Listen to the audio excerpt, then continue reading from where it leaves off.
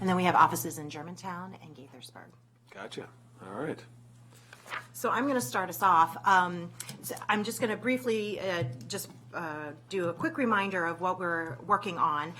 So Housing Initiative Partnership and Montgomery Housing Partnership have been part of a core team working on with the Purple Line Corridor on a housing action strategy. We started in January of this year, and between January and now, we've been working on the action plan. We have a lot of stakeholder outreach, and we're hoping to get any additional feedback before we finalize the plan. Just as a reminder, we came up with 4 main goals for the Purple Line Corridor, and it was business development, workforce development, housing opportunities for a range of incomes, and then community development in sense of place, cultural placeholders and things like that. And this group has worked primarily on the housing issues. There will be work groups on the other areas as well, so there's more work to be done. So just as was presented to you previously, just to give you a sense of the wide range of team members, we're working closely with Clicking is better than rolling, I think. Okay. Nothing wants to click today. Okay. So this is just an overview of the number of organizations involved in the conversation who have been participating on a regular basis to put together the strategy. This is not something that was done in a vacuum. We looked at all of the work that Prince George's and Montgomery counties have worked on over the years, as well as ULI and other organizations. So looking at that as well as working with our stakeholders. And out of this, we had 4 main areas that we were looking at as our goals for housing. The first is that we want to ensure that we maintain the existing affordable housing, and that's 17,000 units across the entire Purple Line, and that's geared towards households earning 60% or less of area median income.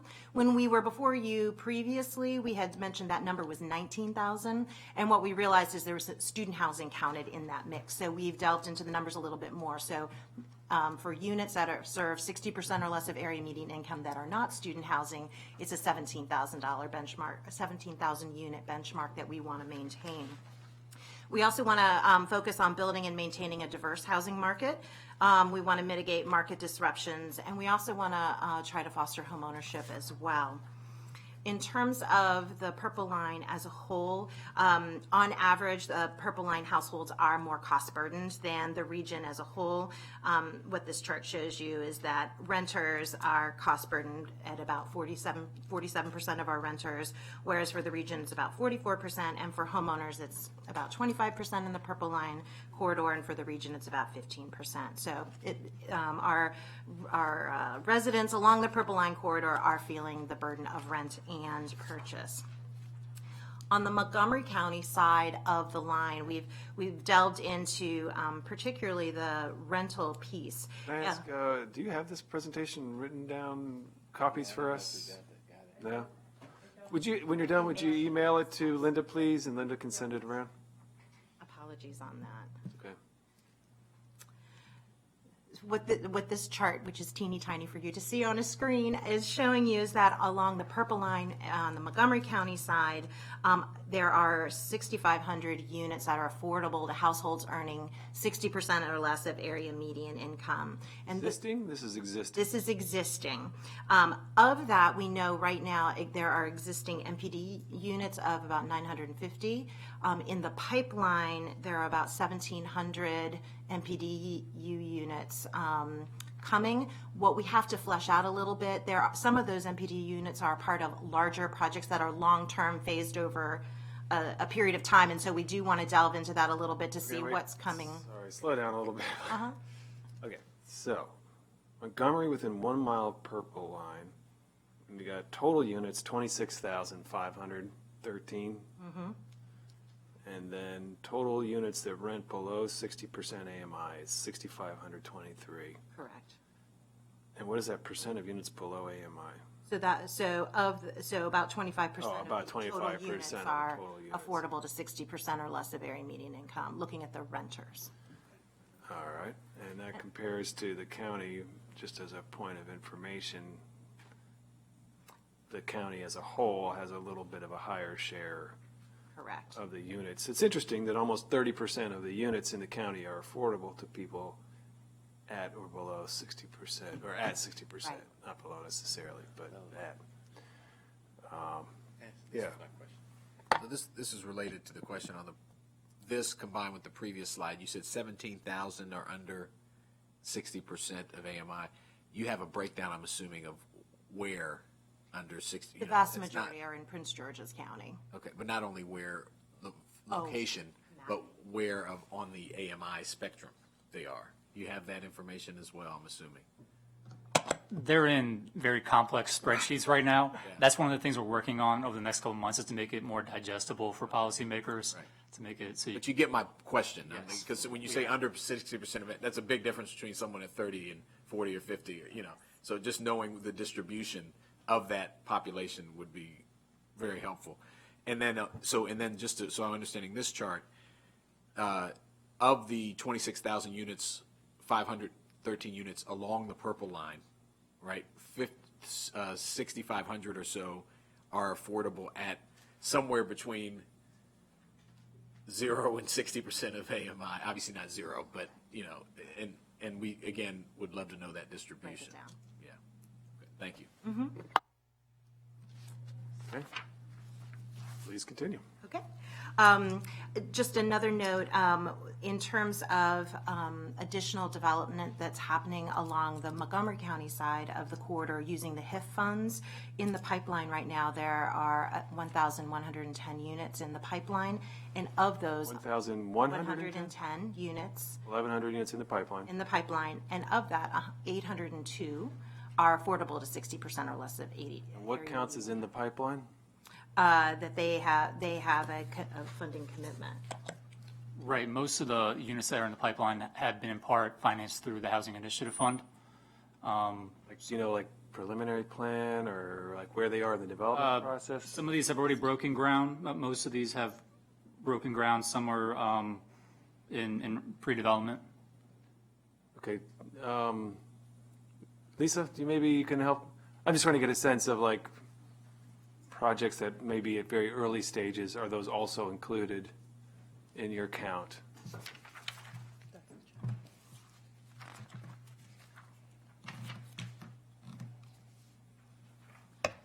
So, Lisa Gavoni, for the record. Looking at this chart, most of them are pretty far along within the application phase. I would say most of them have either site plan, Elizabeth Square, for example, Art Space, both are pretty far along in the process. Some of them I'm not aware of, but I can take this list and look at where they are in the application stage. But my understanding is they would have to be at least sketch plan for it to be in our office. I mean, we're going to get at all the things we're looking for here, but I would very much like to know everything that we think is coming. Like, for example, does this factor in the 25% MPDU buildings that we think are going up in Bethesda? Looking at this list, I think what we should do is take, we can pull our pipeline and committed Yeah. MPDUs and then take this where the committed HIF funds are kind of create a. Yeah, could you do that for us? Yes, we can do that. Because this does not include the MPDU. I thought you were doing that already. I am doing that already. We are also working to do all the land use and zoning numbers for the Purple Line corridor, so we will have a Okay. comprehensive spreadsheet of basically every number you would want to know about the Purple Line by mid-December. Okay, by mid-December. Thank you. All right, back to the presentation. Yep, so now into the plan. So that leads us to the plan itself. When we were last before you in July, the draft plan had not been released yet. It was released in August. Since then, the draft is out, and we're now hoping to release it sometime this month, hopefully in the next 2 weeks before Christmas. This slide here, it's a little bit busy. What it's meant to convey is that there are a number of initiatives already underway in the region. You have the planning department's housing preservation study. You probably saw the story last month in the Washington Post about the money that JP Morgan Chase is committing to the Purple Line corridor for affordable housing. And there's also the Accelerating Investments for Healthy Communities initiative that Kaiser Permanente has been leading. And for what it's worth, wanted to mention that they will be funding a study of underutilized commercial property in the corridor, or commercial and residential property. And the National Center for Smart Growth will be heading that up. Great. This is kind of duplicative of what was mentioned at the last meeting, but the Housing Action Plan is being informed by existing sector plans and the priorities of the council. So as soon as you guys are done with the Forest Glen Montgomery Hills plan, we'll be looking at that to make sure it aligns with the plan that we have. Does Forest Glen, but is that in the Purple Line corridor? Well, it would fall, some of it fall, like, South Silver Spring is within a mile, like the Woodside Station. Sure, That's Woodside's within a mile of. side. Okay. Right. And I'm not going to go over this too much, but needless to say, we did community outreach during the process of creating the plan. These are a list of the organizations that were, that we interacted with. And we went over this previously about the results from the housing survey that we did with residents along the corridor. I'm going to skip this as well. And this is just a list of some principles that underlie the work we're doing. There's 4 of them. So similar to the council looking at legislation and policies through a racial equity lens, we're doing the same with the Housing Action Plan. And that leads us to the recommendations themselves. So there are 3 buckets of recommendations. There are 12 total recommendations in the plan.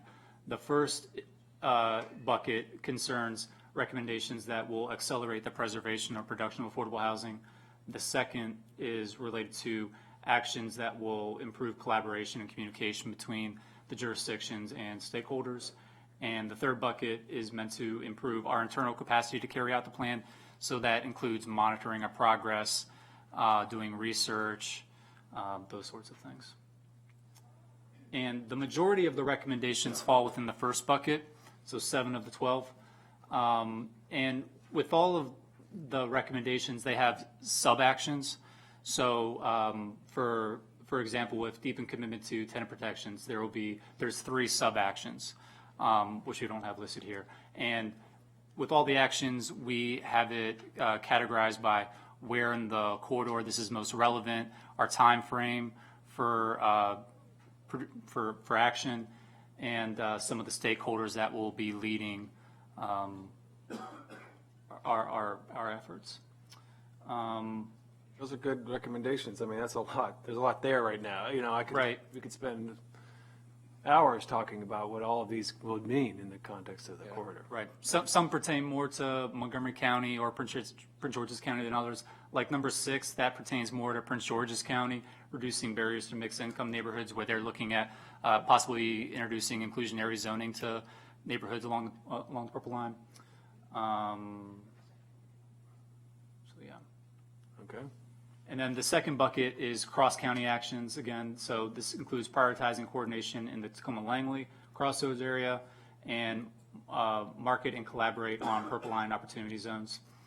And then lastly, the third bucket, internal coalition commitments. So fostering collaborative culture and leadership, holding ourselves accountable, and then continuing to do research regarding housing issues and emerging trends in the corridor.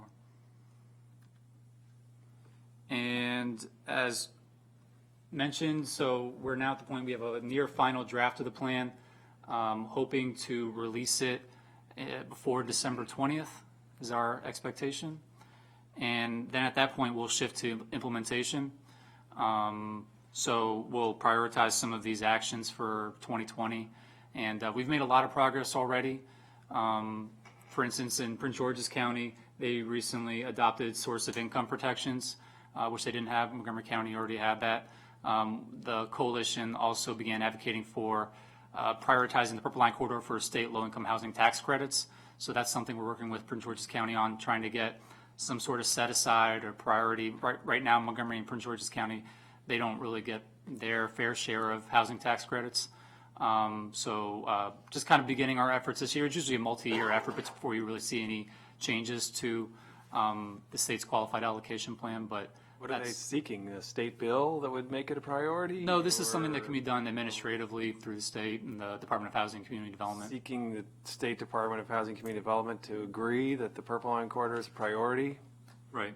They have a QAP, so they have points assigned to when you're applying, that you get certain points for certain activities. So if you're serving a certain income, or if you have a building with a larger number of bedroom units, or, whatever they think their priorities are, they'll add more points to it. So there might be an opportunity to try to have points that if you're within a mile walking of the How are purple. they communicating that to the state? Is that, sounds like maybe we should send a letter or otherwise join them in that. Do you know what they're doing? Is it working through their state lobbying team to talk to the department, or? Well, right now, we've been working closely with the housing agencies in both counties to make sure that our priorities are aligned with theirs, and that they're echoing the same priorities that we are. But I think it would definitely help if elected officials such as yourself are also sending letters to the state. They've said themselves that makes a difference.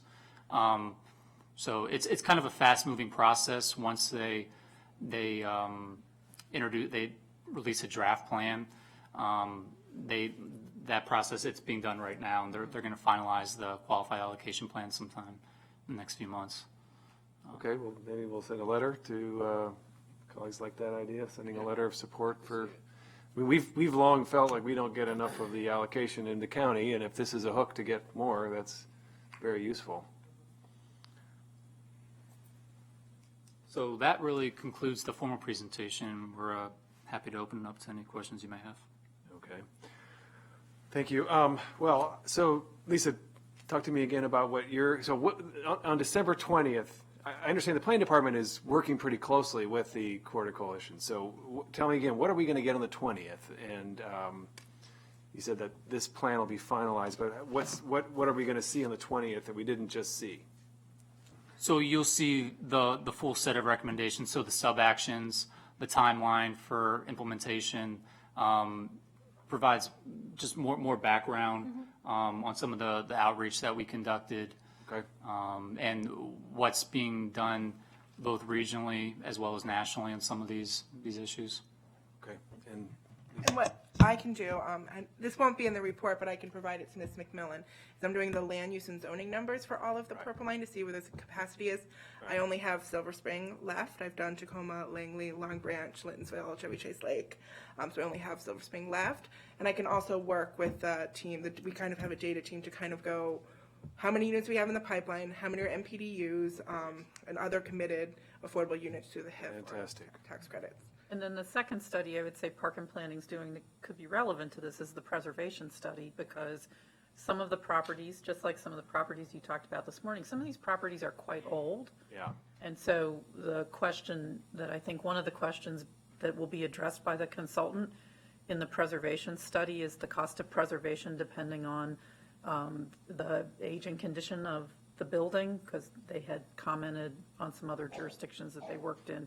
And that's going to be important as you all talk about the trade-offs in affordable housing between production of new affordable housing and preservation of existing affordable housing. So I don't want to underestimate that in the discussion of what's along the purple line. And we expect that study to be completed by the spring.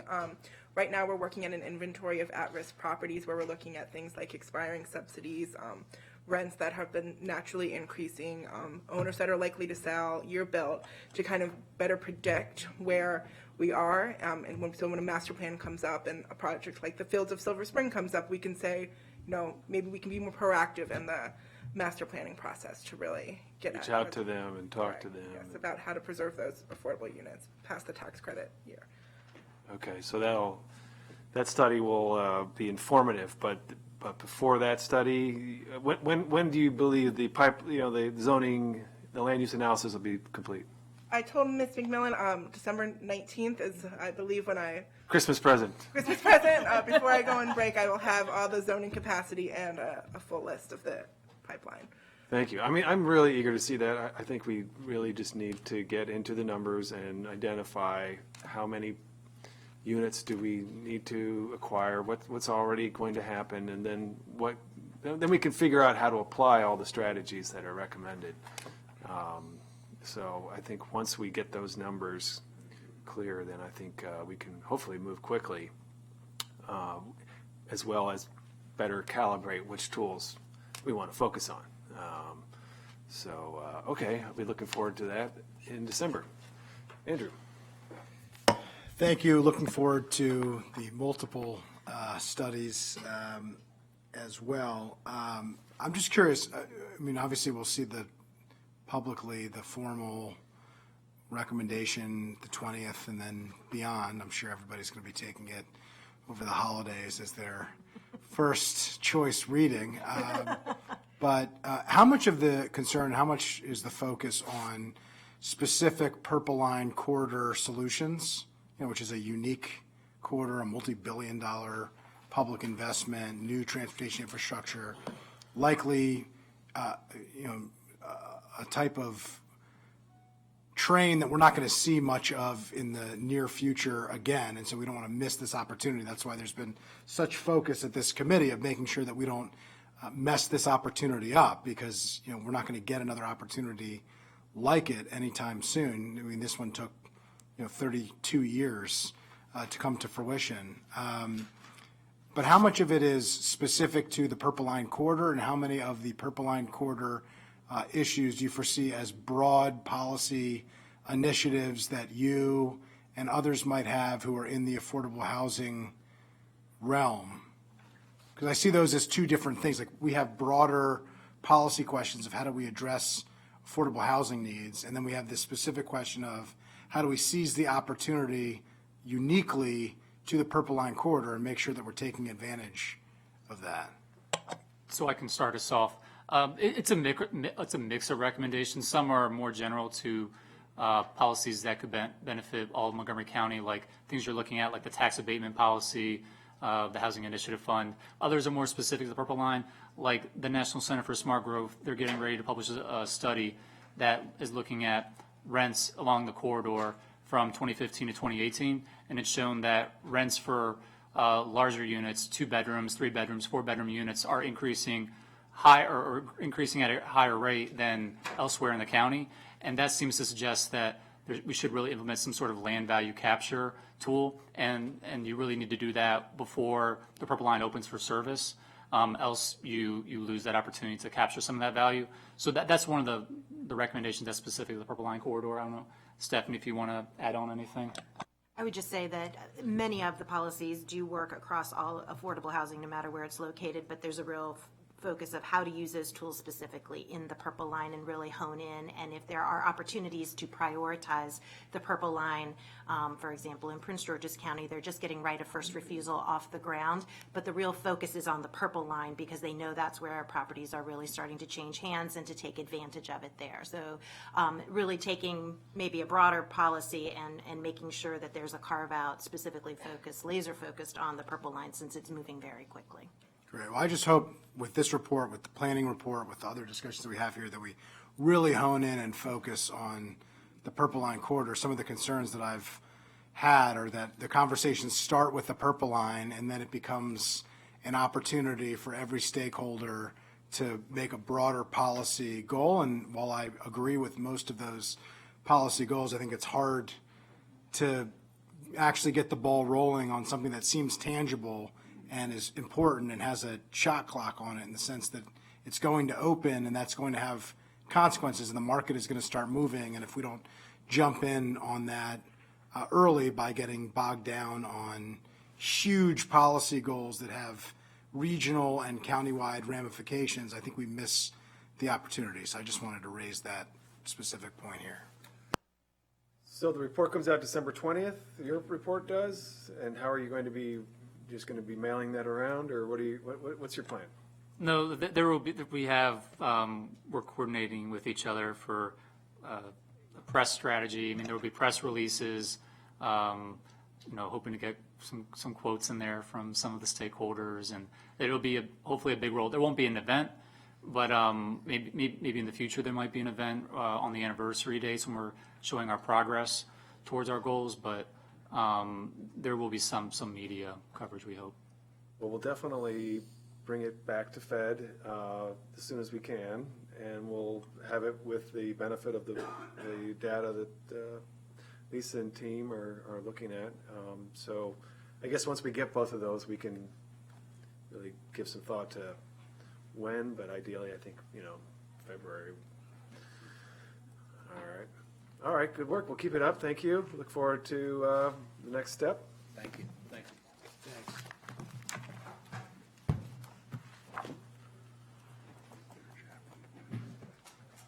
Chris, you're gonna reach out about getting together.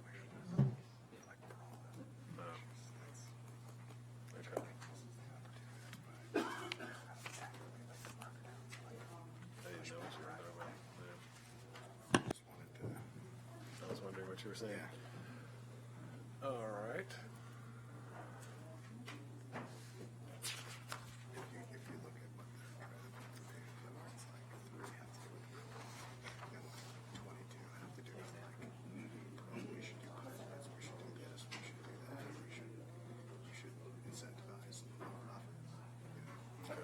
I agree with like almost all of them.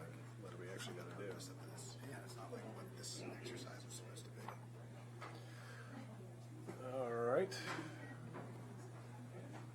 Come forward.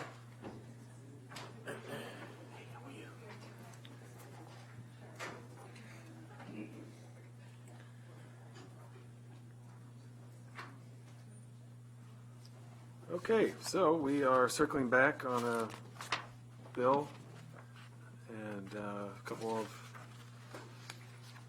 issues, and then we'll resolve them and send the bill forward to the council. So, Amanda, Yes, sir. take us through. Yes, sir. I am going to kind of skip over all the way to page 3 because you already have the background information from the first work session. I'm letting my colleague know that this is very fast. We're moving this bill very fast, despite his eagerness to see it having been voted on before he introduced it. We're working our way through. Such a common sense bill. Known for his patience. On the bottom of page 2, I do have a recap of your first committee work session. You asked for some follow-up information, but you generally supported the DHCA proposed amendments, temporary versus permanent displaced tenants, and also generally supported an amendment proposed by Habitat for Humanity that specifies a time period related to the intents to reoccupy. At that work session, committee members requested follow-up information about relocation expense payments in other jurisdictions, invited DHCA to provide any additional amendments that believed necessary, as well as clarified the bill in terms of who's determining whether the landlord or tenant is at fault related to condemnations. I did, on page 3, note for you this is a tenant protection that's not widespread throughout the country, so I spent quite a bit of time trying to research other jurisdictions. I do have a couple of examples for you, and the details of those, or a general summary is on page 2, and I've attached the bills. The law for Santa Cruz, California, which is the bill that was, the law that was used to model most of Bill 1819, as well as Washington State. And I'm happy to walk through those individually. That's really there for your background information. I don't know if you have any initial questions, or I can just walk through the couple of issues that are raised. Okay, so generally speaking, we haven't seen a lot of examples of this out there. There's a law in Santa Cruz, where I went to school, great town, and there's one in Washington State, okay? At the first work session, the committee had a lengthy discussion regarding the applicability of Bill 1819 as it relates to whether a condemnation is the fault of the landlord or the tenant. It's in Bill 1819 in 2 different places, which I've listed for you. In drafting this bill, I will note that it was my intent to be more clear, but I see, obviously, I muddied the waters as opposed to clarifying them. So my comments are on the middle of page 4, and is my suggestion to... You weren't with us last time. I think Christine was stepping in, wasn't she? Yeah, I had written the packet, but Christine, I couldn't be in that day, and so Christine Right. had helped me with this. Got it. Yes. So I have language on the middle of page 4 that would clarify that a landlord is not required to provide relocation payments or provide a first right to reoccupy if the director, which would be the director of DHCA, determines that the housing is condemned due to events that are beyond the control of the landlord. And that addresses the committee's discussion about needing somebody an objective observer, to decide who is at fault. All right. Will?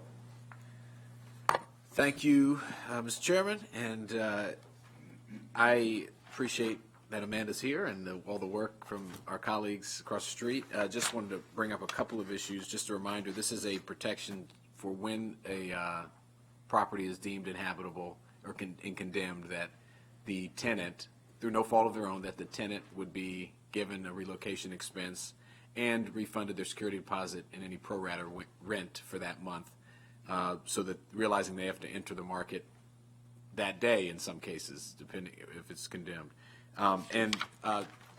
Fine with this change. I think it clarifies the role, and it's the proper role of DHCA, and it's my understanding that they're comfortable with that role.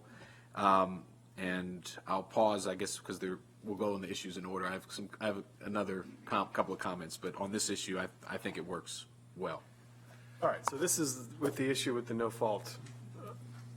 And so it's been rephrased to say if it's events that are beyond the control of the landlord. Is that correct? Yes, sir. All right. Any objection? Sounds fine. All right. The second issue that is on page 4, I realize it would have been helpful if I had numbered these, relates to the amount of relocation expenses. Again, the committee had a very lengthy discussion about how to base the amount of the relocation payment. As introduced, the bill would require the amount of the expense to be the greater of 3 months fair market value rent or 3 months of the tenant's actual rent.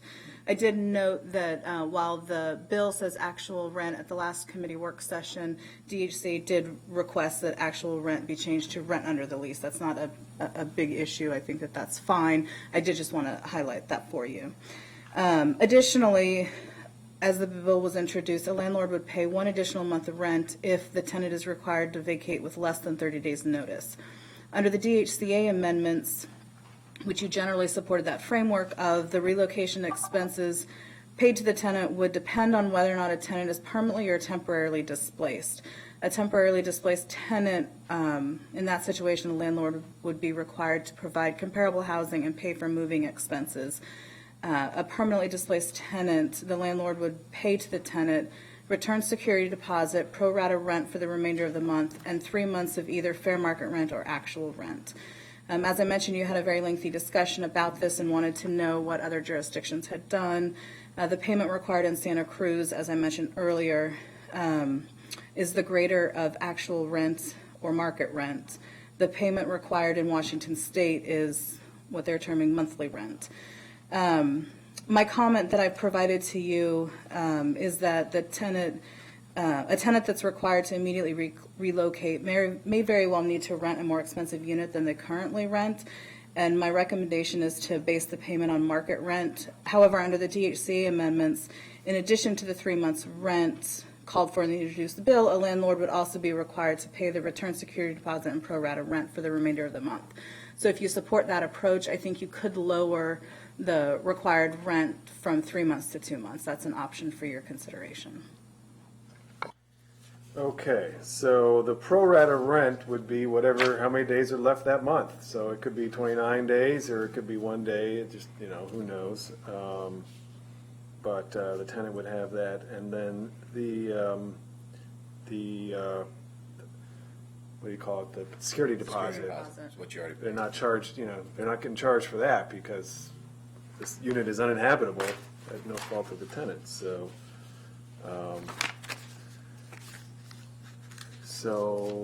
as far as the market rent, we talked about this before. The market is the Washington rental market, Washington, essentially. Arlington, Alexandria, DC, Virginia, Maryland, HUD, Metro, FMR area. It's the Washington region, basically. by zip code. No, oh. Is That's it by new. zip That's code? not what They the do bill. break it down, I think, if you look at the charts that I've seen. Could you clarify that? Because This was a question. We've previously discuss this as the broader metro area, which is huge and has major disparities. We can break it down by zip code. I'd be more supportive if we were going to do market rent, to break it down by zip code. In certain parts of the county, it's higher than the broader market area, particularly in urban areas where there are a lot of apartment buildings. Asim Nigam, Director, DSCA. You're correct, Councilman Peterson. Last time when we talked, the comment was that if we go with FMR, it's such a broad area in terms of the definition the HUD uses that it may be difficult for us to be equitable in terms of what rental property a tenant will look for in case they are displaced. Now, that being said, if you look at HOC programs, they use small area, fair area program under fair market rent. So that may be by zip code, but what we discussed in the last committee was in order to have no ambiguity in the law, we state that whatever is the rent in the new lease, the landlord will pay for 2 months of rent. And just to be clear, the 1 month deposit and Sorry, I'm not following you there. Whatever is the rent in the new lease? What new lease? existing lease, sorry, yeah, Oh, the existing lease. yeah. No, he's talking about the new lease. No, he was saying actual what he rent. said to me. Director was saying actual rent. Is that what you intended? No, I'm not saying the actual rent, I'm saying the rent in the lease, because if there's a voucher holder, that person may be paying only $50 or $100 toward the rent. Then the person will be made whole on if whatever the rent the person. But you said new lease. Do you mean the lease that the displaced tenant is moving into as a result of the displacement, or the lease that they are leaving that is the lease with the landlord who is obligated to pay? Correct. That lease, which is actual lease rent, which was referred to before as actual rent, you've asked for as lease rent. Correct. I'd be supportive of Because that. you're saying if there was a subtenant, is that what? No. In case there's a voucher holder, Vulture hoarder? voucher. Sorry, dude. Sorry. In case there's a voucher holder, then the person may be paying only $50 or $100 towards the rent. Gotcha. That's an important distinction. All right. It's been a long day. I apologize. Okay, so yeah. Are you clear on? Okay, so yeah, let's make sure I can comment. let's make sure we're all clear on what we're talking about. Stop. You can stop laughing at me. Sorry. Oh, it has been a long day. Yeah. All right. All right. So I thought it was a vulture hoarder. I was like, dang, man, what is a vulture hoarder? This is like a new housing term. Why are people throwing these new terms at me midstream? All right. Okay, so you're suggesting that it's the lease rent? Correct. So the zip code doesn't matter, the fair market value doesn't matter, it's the lease rent. That's DHCA's recommendation? Is that right? Correct. Okay, Mr. Joanna. Just so my colleagues are clear, the lease that they have to go out and secure after they have been kicked out, that's not what you're saying. No. The lease they're leaving. Yeah. Yeah, that's not what we discussed, I thought, but when you and I met, but I'm clear, I'm hearing something different today. That's fine if that's what you're saying, but I'm going to be against it, but I just want to make sure I understand what you're saying. So if whatever, they're paying $1,000 a month, they've been there 15 years, their property's condemned, you're saying they get $1,000 a month. So their 3 months they get $3,000 to enter the market and try to find a place. Is that what you're saying? That's your position at DHCA? Whatever is just to be clear, so what we are saying is whatever is the rent in their lease. Yeah, I just said that. Yeah. The lease says $1,000 a month. They've been there for 10 years. They've been paying $1,000 a month. The unit gets condemned. They have to enter a market, and you're saying under the current drafted bill that they would be entitled to $3,000 because that's what their current lease says. Correct. All right, that's not what we discussed last week, but if that's your position today, I think that's not acceptable. The fair market rent is broken out by zip code. I've pulled it up here so that it is, so we're not split the same facts here. There are, fair market rents are calculated by zip code.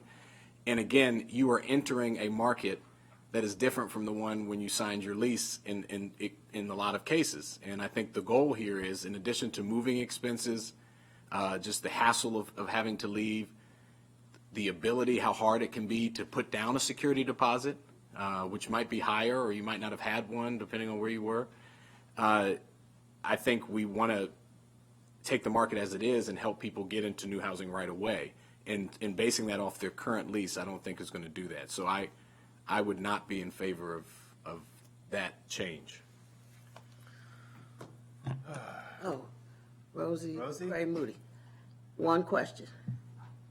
If the fair market rent is lower than the lease rent, which rent do they have to? The bill rent states, would they get? The bill states the greater of either what they're paying or the fair market value. So if their fair market value is less than their lease rent, then they'll get the lease rent. Fair market That value under- is in the- Assuming it goes If- by the bill and not by the DHC. Yeah, well, what the bill has introduced, and as I'm proposing, says that you get the greater of the two, whatever you've signed at the lease or the fair market value. So let's just restate. So in case the rents are allocated or shown by zip code, and then if they are in Montgomery County, the way it works with the Montgomery County rents, then we'll go along, then what you're suggesting will hold. Then we can go ahead with fair market rent based on the zip code, if it is by zip code, because it's a greater of the fair market rent or the rent that they have been paying in their lease. That's what I'm advocating. Yeah. Sounds like you're saying you're good with that now. Yes, Okay. yes. Great, we're all on the same page. Well, maybe. I mean, that's where I thought you were when I came into the room, but what you stated before was different from that. I just want to clarify, the position of DHCA is what? The position of DSCA, when we first started, the fair market rent, the way they are typically calculated for the area by HUD, they taken down bigger jurisdiction. So it was difficult to ascertain how much the rent was going to be for a specific zip code. But what I'm told by my colleagues is, in Montgomery County, they use FMR by zip code. So if that is the case, then DSCA would support FMR's rent by zip code, or is the greater of FMR's rent by zip code or the rent under the lease. Okay, as long as by zip code. I will say, I raised this before and said that it was too broad, and the zip code, that was not accepted before. It sounds like we've moved in that direction to say, and I think we need to clarify that in the bill language, that it's FMR by zip code, because the last work session that we had, that was not the plain language reading of the legislation as was discussed, because I raised that very question. So I just want to, I think if we do that, and I'm not disputing that, but I think we should specify that specifically. And I just do point out, there are plenty of places in Montgomery County where the zip code specific FMR is greater than the regional FMR. I mean, it's a huge region. I agree with you, Mr. Friesen. I think that if we're going to do it based on zip code, I think that the bill should be amended to reflect that. So I'd like to do that if there's no objection. It sounds, and then I think we also have the staff recommendation. There's no staff recommendation. There was a staff suggestion, I thought, of 2 months versus It 3 was an months. option. It was a staff option. Well, I think we should at least discuss it, because it's raised it as a discussion point. Just to clarify, it's not a staff recommendation, it is an option. I have no legal concerns one way or the other if you go 2, 3, so there are options for you that I identify. And I'm fine with that.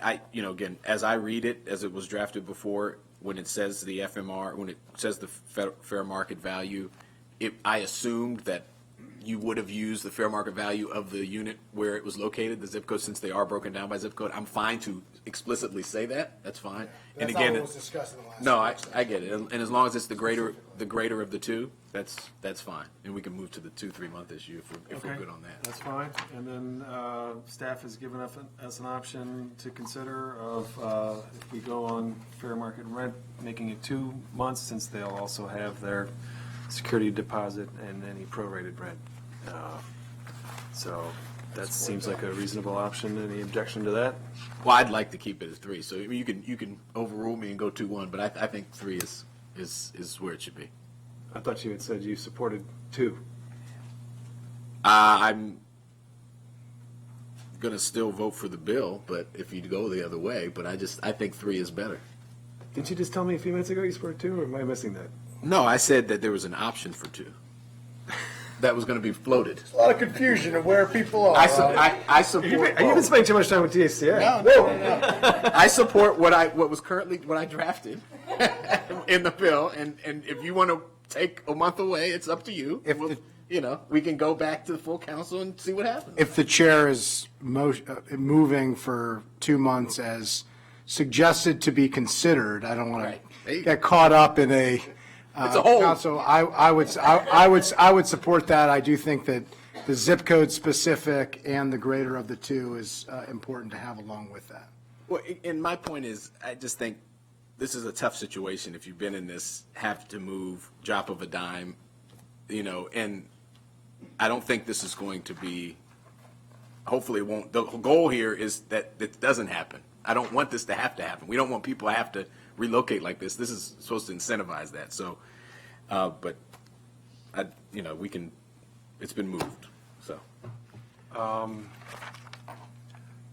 Just for our context here, on page 2, there is a chart showing all the condemnations. Is that right, Amanda? Yes. This is data So- provided by DHCA. This is provided by DHCA, and it shows there were, what is a complaint? Is a complaint a condemnation, or is a complaint a complaint? Condemnation. It's a condemnation, so it's not really complaints, it's condemnations. So there were 22 units condemned in multifamily buildings, is that what that says? Yes, 22 units, 22 units, 135 for single family that were condemned. and 100 there, and then everything below that is Some of the reasons why. some of the reasons why. Yes. And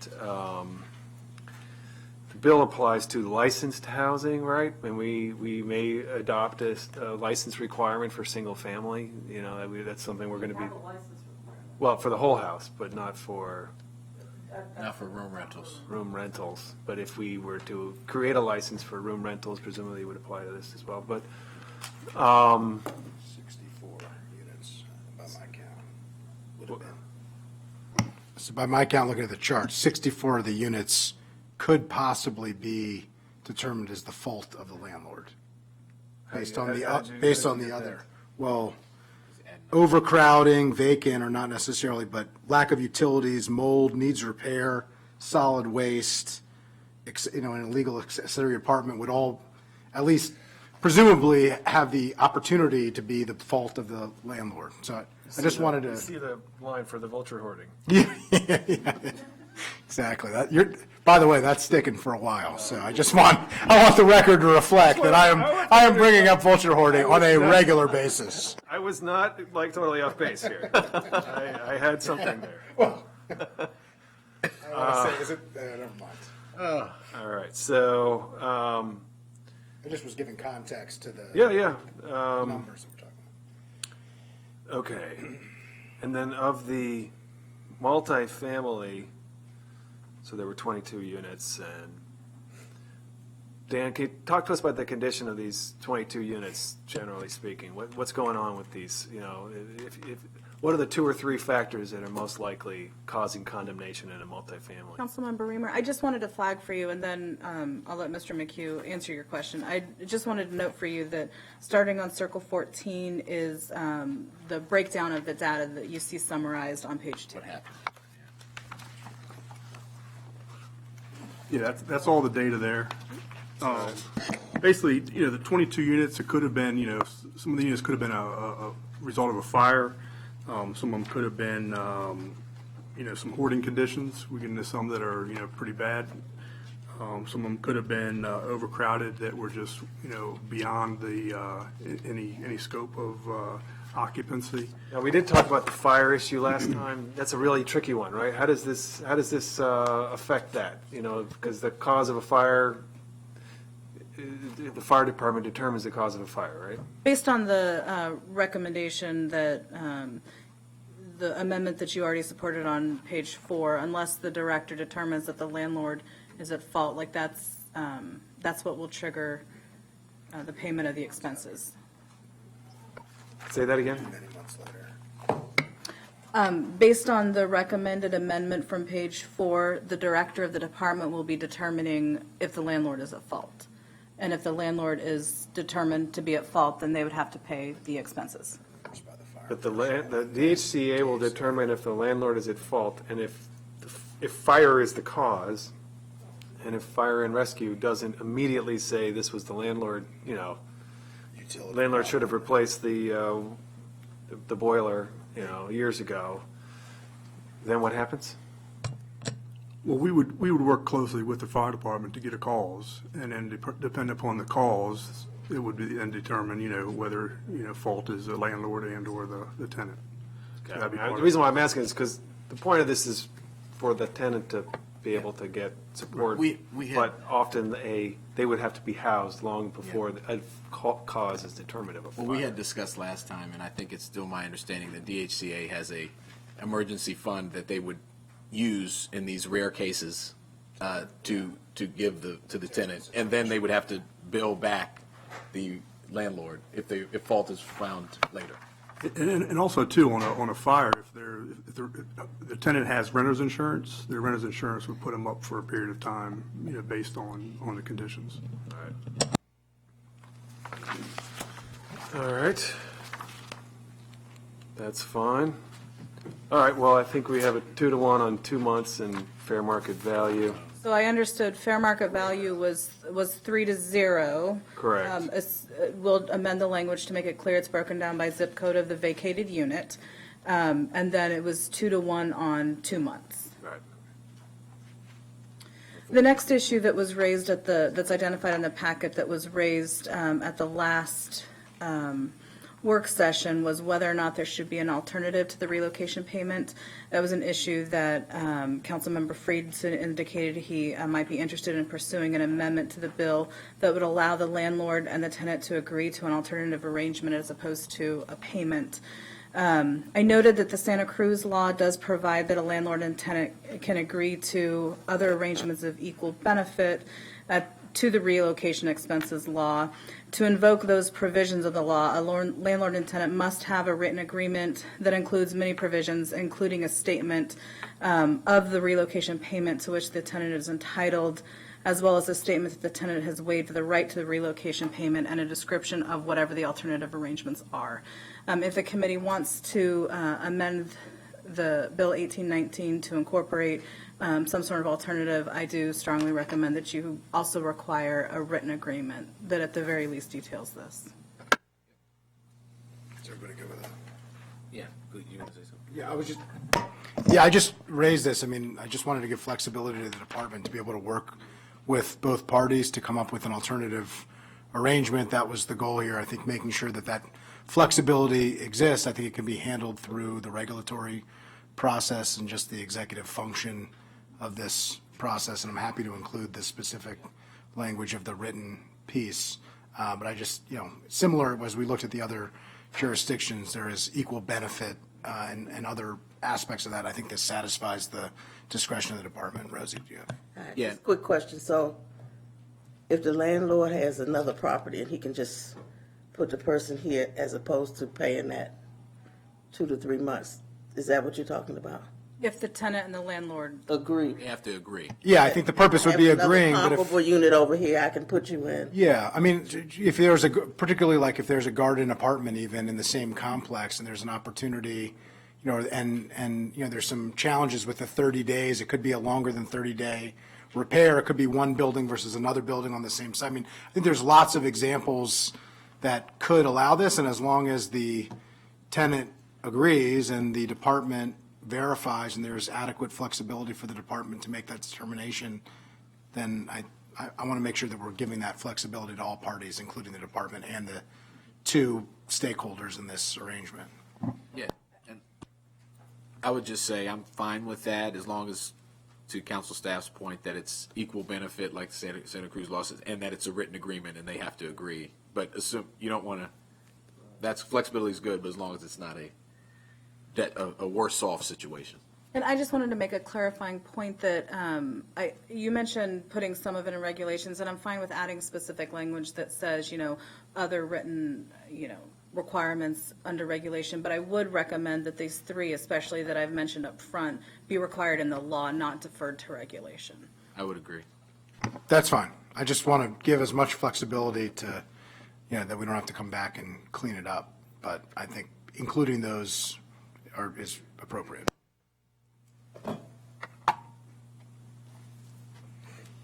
All right. Does that take care of everything? 3-0? Yeah, I have one other issue to bring up. All right. Yep. Is that three? I think that's That was two. three. Yeah, it was 3-0. The other is just the last issue here that I wanted to raise. I'm just proposing that we would add on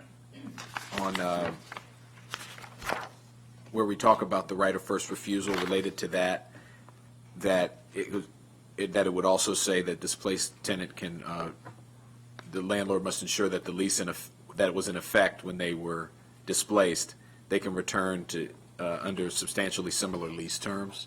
And I just would like to have that enumerated in the Well, in the can I lease. just clarify here? I mean, the lease is still in effect, isn't it? Or is the lease broken as soon as the property is condemned? Or what's? Once a place is determined to be uninhabitable, the lease ceases because you can't live there, so it's no lease. So there is. There's no rent due, it stops. Lease is for contract for a specific property under specific terms. So once you break those terms. Yeah, but this is a fee being charged for breaking the terms, basically, of the lease. Right, and so my point is just Yeah, that. no, I think. When they Well, come I mean, I back, think the property owner could say, "You're coming. I've got a place." I mean, if they're rehousing someone within their complex, they would have a new lease under any circumstance. Yeah. But if you're coming back to where you were, you're just saying, then you should get the same terms you had That's right, when you were displaced, because you were displaced through no fault of your own. right.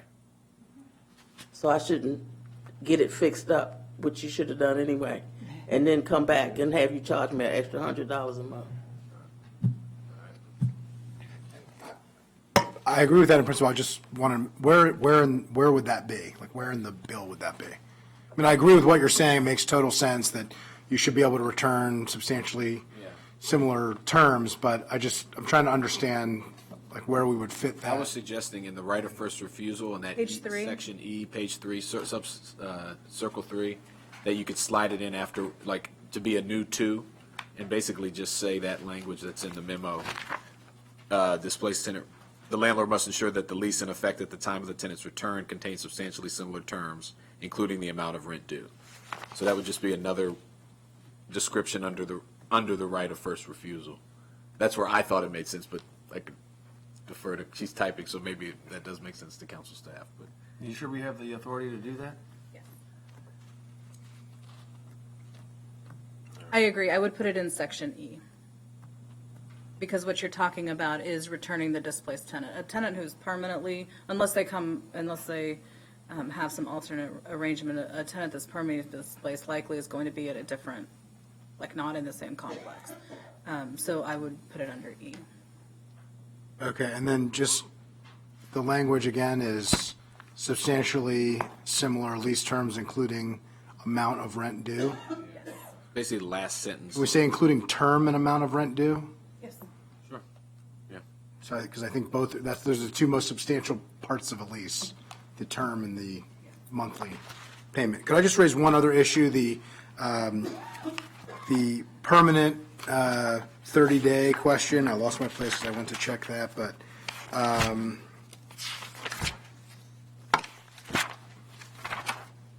About temporary versus permanent. yeah, so the question of the 30-day displacement, I mean, the issue that I foresee there is condemnation is usually for pretty significant issues, not always, but oftentimes, and that could require more than 30 days. It could be the interest of both parties to relocate after 45 days or 55 days, or whatever the case may be. We talked about this before, but is there a way to change the definition so that we don't unintentionally limit the opportunity for a displaced tenant to return to the unit under substantially similar terms? And Yeah, maybe we can discuss it within our regulations, because let's say if something is fixed after 31 days or 32 days, then are we going to not allow the tenant to come back to that unit? the way that it's currently drafted, from my reading, and correct me if I'm wrong, but you don't even have the option of a replacement unit of equal benefit at 31 days. So if you're happy with your lease terms, you're happy with your monthly rent, you're happy with the community that you live in, there is an issue, you are relatively, okay with your landlord and them fixing it, you don't even have the option based on this to, now you could start a new lease negotiation, but that lease could be substantially more. It seems to me that at the very least, we should allow for flexibility on the definition for permanent displacement, again, perhaps in writing, based on both parties and the approval of DHCA. And I just raise it because it just seems like an arbitrary deadline. I mean, I get why we have we have to determine at what point are you permanently displaced, but we should have some level of flexibility, I would think. That makes sense, because if it's something that the landlord is fixing and he ordered a part and it's going to come on day 32, shouldn't he have the option of fixing it and letting the person come back? Right. Go ahead. So I wouldn't recommend changing the definitions, because when a person looks at a law, landlord, tenant, whomever, they should know from reading the law what is required of them. And I think that if you introduce confusion into the definition, I think that there's a lot of room there for confusion. I think that we could use similar language. I think that that can be addressed through the alternative language that you guys have already agreed to, the Yeah. alternative to the relocate. I think we can maybe broaden that out a little. Yeah, I agree. I was just going to say, I think that's the better mechanism to use, but my point is the permanently displaced resident should also have the option for the alternative relocation as opposed to payment. Sure, you can apply this alternative language to both temporarily or permanently displaced, so that they could, the tenant and the landlord could come up with an alternative. But like I said, I wouldn't That's my goal. put confusion into who is temporary or permanently displaced. I agree to agree, and in the interest of not snatching conflict from consensus, I think we should expand the definition of who's eligible for that option of relocation in lieu of payment to both permanently displaced and temporary displaced tenants. And I Just, again, in the interest of flexibility. I thought they'd applied to both, but Not based on the current. okay, but it's fine if they do. Yeah. Okay. Yeah. Fixed. All right, that's So those are the only issues that I have. I don't know if there are any other questions that you all have. When you are done discussing the bill, you do need to take a vote on the bill as amended. Yeah. Can I say one other thing? Sure. I just want to thank my colleagues and for working through it, and I think this is an important bill. And we will have to take up that issue of room rentals down the line and what that means and all that. But I think for some tenants right now, this will help when it gets done. So thank you. I just want to thank my colleagues. Yeah, glad to support it. My sense is the way this will be most helpful is for DHCA to have an additional enforcement measure, but they'll go into the property owners and say, look, if you don't fix this, if you don't clean this situation up, we have the ability to condemn this. And not only that, but you're going to have to pay, you're going to have to pay 2 months, and you're going to lose your security deposit and any prorated rent. So that's 3 months or more worth of income from your unit. And that's a pretty hefty club to wield that I think hopefully will get a share of the property owners to do something that they might be foot dragging on. And then in the event that is not enough, there's a little bit of a safety net for residents to be able to get back into housing, find a better place to live. So it makes sense to me, and we'll take it up at full council. So we have an amended bill before us. think we have 3-0 on that. All right. Thank you. Thank you. Good job. Good. You're gonna do the first time, Amanda. Glad we got between Vulture herders. not agreeing, them not agreeing with us. I think we sorted it all out. I think we figured. I think it's I day after saw- Thanksgiving, a long day. I saw the word hoarder in there, I think, and it just like it registered. I was just trying to do.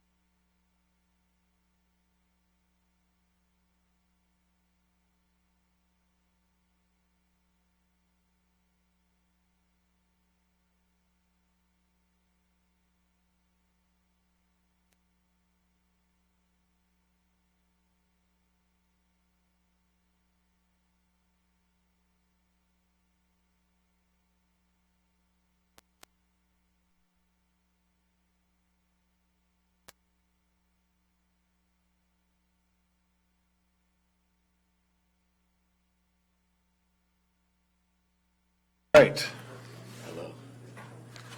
Well, welcome back, Director Nagam and team. This is a discussion that I'm really pleased to be having. Thank you, Linda, for all the work that you've put into organizing this. I don't know that any of the Civic Association leaders, ironically, are here today, but hopefully they're watching at home. But we have had a number of meetings with community members who have expressed concern about the state of rental housing in single-unit communities, and so we have been doing some work to try to identify issues around that. It certainly came up during the ADU conversation. I think many of us recognize that this was not really an ADU issue, it's just a rental housing issue generally. And so we wanted to pursue it a little further. Linda, I'll turn it to you to walk us through, and we'll have our guests introduce themselves at the appropriate time. So the purpose of the discussion today is to have a discussion around single family, which in this case also includes a condominium. You know that since 2015, the council's really been working on multifamily, and after this discussion, you'll get an update on the whole multifamily inspection and the troubled properties. But you have heard about concerns related to rentals of single-family units. And so this is an opportunity to both discuss what the current state of rules and inspections and other things apply in Montgomery County, but there's also information in your packet about what other jurisdictions do related to inspections and licensing or registration of both single-family units, but also room rentals within single-family units. And so the packet has that information in it as well. I did just want to say that in some of the community meetings, I've listed out for you actually the concerns that you've heard, which have to do with lack of compliance with licensing. This is when communities believe there are unlicensed rental homes in their community. Do the people living in the home properly constitute a household? Household is defined. Concerns about overcrowding. the ability of code enforcement to determine if the owner is really living in the home, because the rules are different if it's an owner-occupied home, as opposed to whether everybody living in the home is not related to the owner. Whether the concern that inspections are complaint-driven only, except in the case of an accessory dwelling unit. That landlords are not required to provide appropriate trash receptacles with tight-fitting lids. A lack of information on monitoring of room rentals, concern about short-term rentals, and how short-term rentals and long-term rentals may or may not be being mixed together appropriately or inappropriately. Frustration with calling 311, especially if the person is describing a complaint that might apply to different departments, and then concern that they don't really know, did it get directed to all the departments? Did they hear back what happened? And then also concern about cross-department coordination. And again, a lot of these issues that come up include housing and community affairs. They may include health and human services if it's a short-term rental issue or it's a public health issue, environmental protection if it's a trash issue, DOT or police if it relates to parking issues. And so there is concern about that. So you have a panel in front of you today to talk about these issues. I did just want to say that in these discussions, parking is a significant issue, especially the number of cars associated with a single-family dwelling. That may or may not be related to whether the dwelling is a rental unit or not. Yeah. We just have older neighborhoods that, maybe only had space for one or two cars in a driveway or no driveway at all. And people, when those homes were built, had one, maybe two cars at the most. And now, again, I don't think this is unique to whether it's a rental or not a rental, but the issue of parking in these neighborhoods has come up in some of the community meetings. And so I would suggest, if you want to follow up on the parking issue, that we have a joint meeting with T&E and have DOT and the police in as well, so you can understand the different kinds of enforcement and also options, because on some of the narrower streets in some of these community meetings, some of the questions have been raised, like maybe it should be a one-way street or have just parking on one side, those kinds of limitations. So the panel today is not really the panel to discuss that with, and I think that would be joint with T&E. But I just wanted to make sure that you knew that that was an issue that has been raised in some of the communities that you've heard from. Yeah, let's do a joint meeting. Thank you. Is that okay? And so in the packet, I'll just touch on these briefly, and then maybe you would like to hear from folks in the Montgomery County folks on the panel. But I did want to say, in the issues we discussed today, if you have interest in changing some things, changing things about inspections or licensing, we will need to ask the executive branch to get us estimates on the cost and the impacts of those things, because what you'll see is in FY19, DHCA licensed over 19,000 single-family homes and over 10,000 condominiums.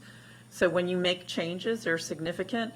When the council adopted Bill 1915, you did so with a plan to add significant resources to DHCA to make sure that the inspections actually could be carried through. So I do want to be clear that we're talking about a lot of units here, and that may be a little different in terms of magnitude than some of the municipalities have. May not. It may be that their percentage is close to the same of their total units, but it is a significant number of units. Rental licenses are renewed in July of each year. They're 12-month licenses. They're not prorated. They're renewed in July. And in any given year, you have properties that renew, properties that stop being rentals, properties that come on as rentals. So the numbers change, but it is important to know that in FY19, there were over 2,000 first-time rental licenses. And so the monthly workload had a pretty big range. It went from about 115 in February was the low to about 300 in July, and all sort of the numbers in between. But there are over 2,000 new licenses, not renewals, but just new licenses in FY19. And there's no requirement for a license in Montgomery County outside of whatever rules the municipalities have if an owner rents one or more bedrooms and the property is the owner's primary residence. So the number of room rentals is actually unknown to the department at this time. And so what you'll see in the packet is there's a process for rental licensing, and you are to have a rental license before you rent out your unit. There are two classes of rental licenses for single-family dwellings. The first is required for a single-family dwelling that's operated as rental housing, and that would include, by the way, for these, it's Class 2 and Class 3, and Class 1 is multifamily. So there's two classes related to the single families, with the exception of the old special exception accessory apartments. And so you have two different fees for those, $114 for a single-family townhouse, duplex or quadruplex, and then $64 a year for a garden-style condo or a high-rise condo or piggyback townhome.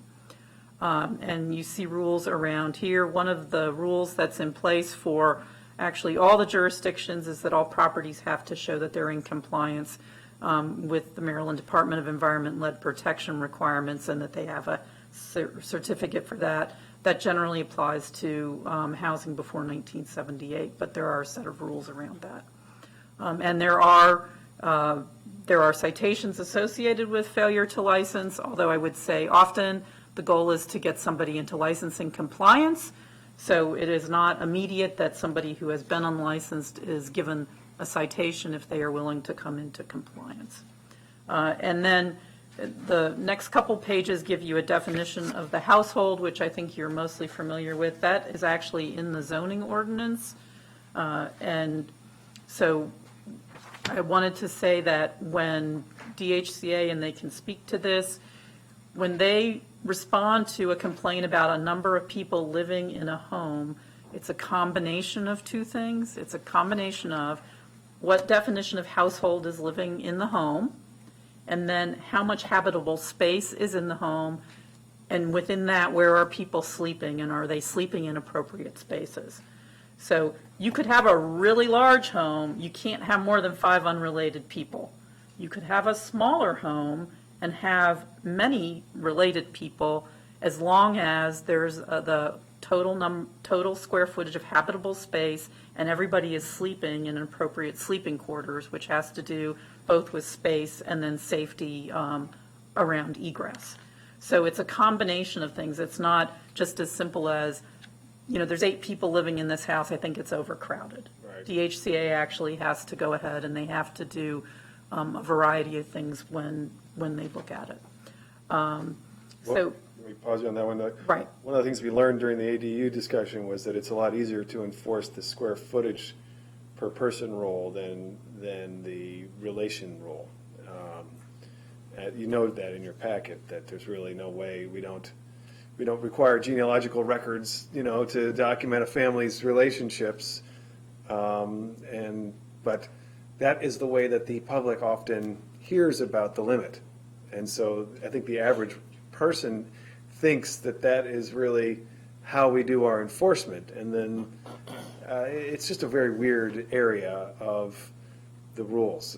But the limitation on per person in a bedroom, per person in the main house is very clean and simple. And frankly, I think we should probably consider just getting rid of the the related rule, because it only confuses people, and I think you often hear it in a very negative way, right? It inspires people to make negative comments, and it's unenforceable anyway. And I think people would be happier to know that there is an actual enforceable standard that we really rely upon. But I think, for the moment, I'm just saying, I'm just talking here. I'm just expressing my learning as we've gone through this process. Why don't we let DHCA just speak a bit to what happens when they do respond to a complaint, and what kinds of interaction they have with the residents of the home? Yes, Dan McHugh for the record. When we look at the overcrowding, cases that we've ran over the past year, 97% of the units we get into and we verify whether they're in compliance or not. The big issue is health and safety, looking at smoke alarms, CO alarms, et cetera, egress windows, those types of things, and sleeping areas. By the definition of sleeping areas, 70 square feet for one occupant, and 50 square feet for people that have two or more in a room. Those are, tangible measurements that we can take to determine how many people can be in a room. When we're in the room, we're looking at, the bed sizes that are there. We're looking at different types of shoes. We're looking for, anything that might, be able to stand out to us to see that there's, different people maybe living there. When we're walking through with the owners or the tenant, we're asking questions. We're going through, who lives in this room?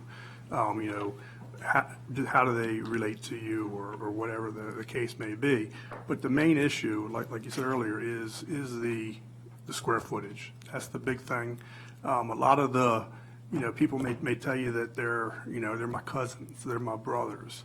And then when you get into more, conversation with them, back when I was doing inspections years ago, the question came up and it was like, well, he's my brother from my country. Brother from another mother. Right. So, yeah, right. So, we try to determine baseline square footage as the main caveat to this, and then everything else will, fall into place at some point. Go ahead. So how do you, I guess this is for DHCA, you often, my understanding of the way it works is if the owner lives there and they're renting a room, you can be denied entry, right? It's personal property. You're not allowed to come in and inspect any potential violations, no matter how many times they've been called in or voiced. And how do you handle that situation currently? Do you just keep going back? Are there the repeat offenders and you keep getting called? And what's the current process when something like that happens? A lot of times what we find is we get into 97% of the overcrowding complaints that you get into these units. Okay. A lot of times it's the tenants that are calling. The tenants will provide us access, and we get in and we do our inspections. Some of the problems that we're finding is that, we're going into a lot of these units, and the ones we can't get into, we've been into, a few years ago, and nothing has changed. It's a conflict between the residents, the neighbors, not liking, who's there or whatever else. But we try our best to get in, even if we're doing a health and safety, smoke alarm check, those types of things. The majority of what we get into. So it's really not a major issue. It's not a huge issue then. Not a huge issue. Not having access is not a huge problem. And if we have, we try not to take overcrowding complaints back to back, like within a 6-month period, unless we see something major changing that the residents or the neighbors would report. We saw a U-Haul pull up and, a whole house full of furniture go in the basement. Those types of things, are what we need, through this investigation to be able to determine should we go out there or not. Sometimes we could, if we have, firsthand information that would, allow us to get a administrative search warrant through the judges, we can do that also. But you got to have, supporting documents to be able to convince the courts to say, yes, go into these homes. That doesn't happen that often. We go into a few that have been reported as hoarding, that are just, beyond out of control, and we have gotten administrative search warrants for those types of issues. And we don't have any idea of how many unlicensed dwelling units or how many there are not licensed currently.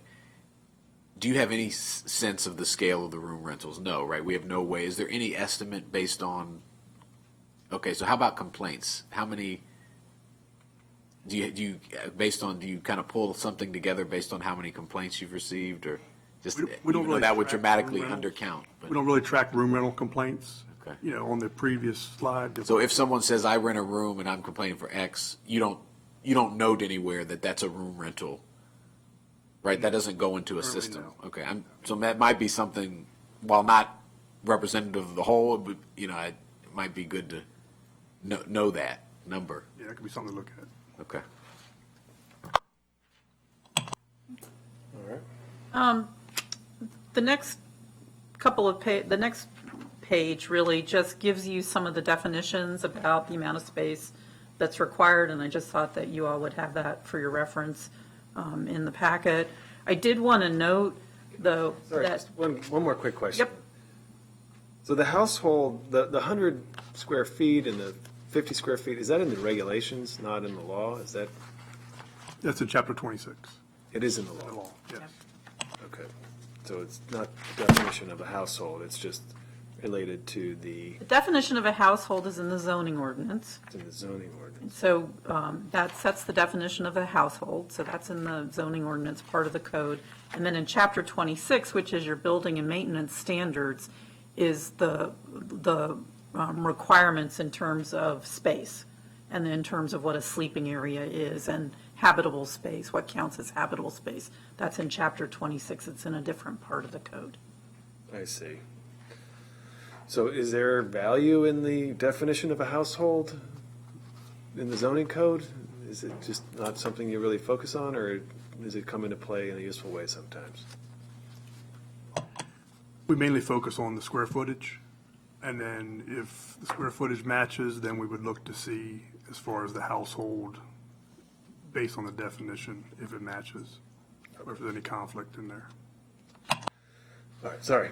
That's okay. And actually, when you did the rewrite of the zoning ordinance a few years ago, people recognized that number 1 and number 2 didn't fit the world today. So number 3 got added as well, which was 2 unrelated people, 2 unrelated adults, and then all their children.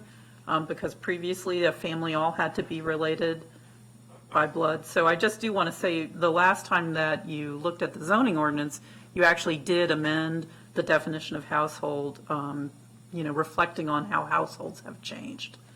Okay. So, but chapter 26 is where you have the requirements around square footage for habitable space and also for sleeping areas. And I would just want to say that the other issue that sometimes comes up is there really is not a definition of bedroom. It's a definition of a sleeping area. So sometimes people are concerned. So when DHCA goes in to look at a sleeping area, it could be that, it's not something that looks exactly like, a traditional bedroom, but if it is a room with habitable space, it's not one of the excluded rooms, like a recreation room is a specifically excluded room, but it could be another part of a living area, and if it has appropriate egress and appropriate space, then it could be appropriately used as a sleeping area. So there is not actually a specific definition of bedroom in terms of building and maintenance standards in chapter 26. Okay. And I know You see that, that commonly in a basement, right? I mean, there's some times where, Sure. Or, saying, commonly you see that in a basement where some of the basement is shared space for the whole household. A lot of times there's a washer dryer in the basement, but then there's some type of, might not be a formal room, it could be a curtain, it could be, but there could be a window and an exit in the back, and, assuming there's appropriate egress, there's no Right. fire So there's- issue, and it's large enough, that wouldn't be a problem. I mean, right? as long as there's appropriate egress so that it's a safe place for people to sleep, that's the key in a basement room is can Right. people be able to get I out? just think that's very common. Right. This year. So then there is the next issue that was raised in the memo is about coordination when a complaint is received. And I thought I would let you hear from the panel about how they do coordinate these issues when they come in. There are some MOUs between DHCA and DEP, but I think this was a big issue in some of the community meetings, wanting assurances that that calls are handled in a coordinated manner and don't sort of get dropped by one agency or another. great. Let's hear from our panel. Talk about how you coordinate. Or if I can start off. Years ago, we have, I think it was back in 2003, I think it was. 2008. We had an MOU with the Department of Solid Waste Services under DEP. What we were finding when we were going out answering solid waste complaints was a lot of the material that we were getting complaints on was at the curb.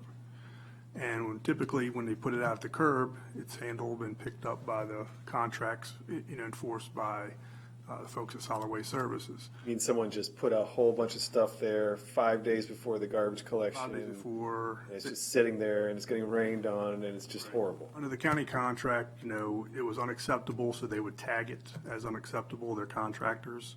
So we were getting into that, whose jurisdiction type of thing. So we came up with this MOU back then where anything 10 feet and beyond into the yard is ours, DHCA. And from the curb, 10 feet from the curb to the curb would be Solid Waste Services. Worked out great throughout the years.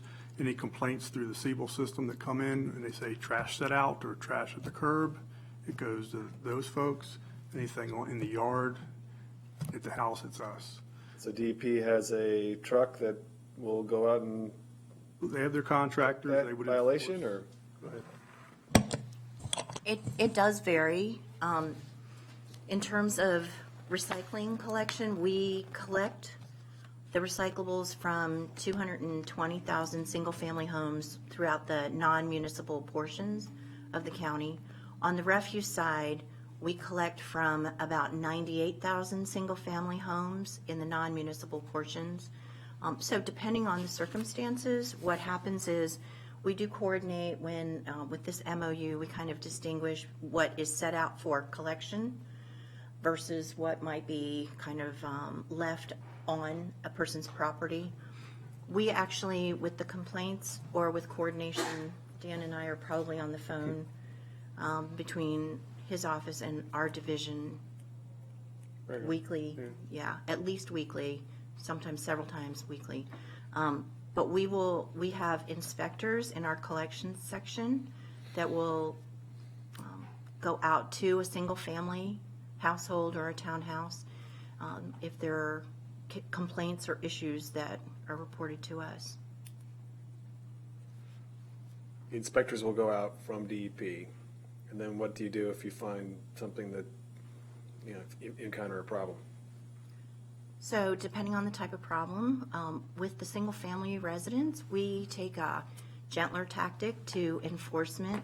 It depends. If it's something where education, talking to the occupant, talking to the resident would hopefully take care of the issue, that's our first sort of line of action.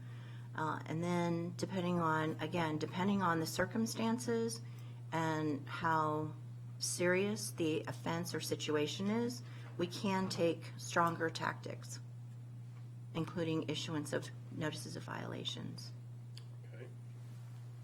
And then moving forward, with the rentals, single-family rentals and Airbnbs, we coordinate with HHS regularly. We discuss different cases where they may overlap. HHS is here, I guess. Kenny Welsh. But they have a system where they have a computer system that comes back through and identifies, all the Airbnbs within the county.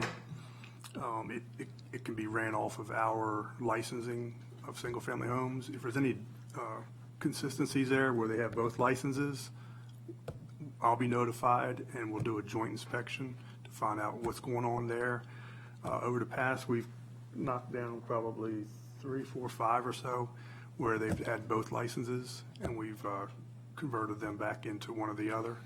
But that process seems to work pretty well. The community does reach out and see that there's an Airbnb at such and such a street. We'll run it by our databases just to see where things are. We'll get them licensed if needed and move things along. Okay, well, this has been a issue. There was I'm sure you probably saw the article in the Bethesda Beat not too long ago about there being a proliferation of Airbnbs that are unlicensed or in violation of the license. So I read in that story that Clifton Bouma is he's the only staffer for this.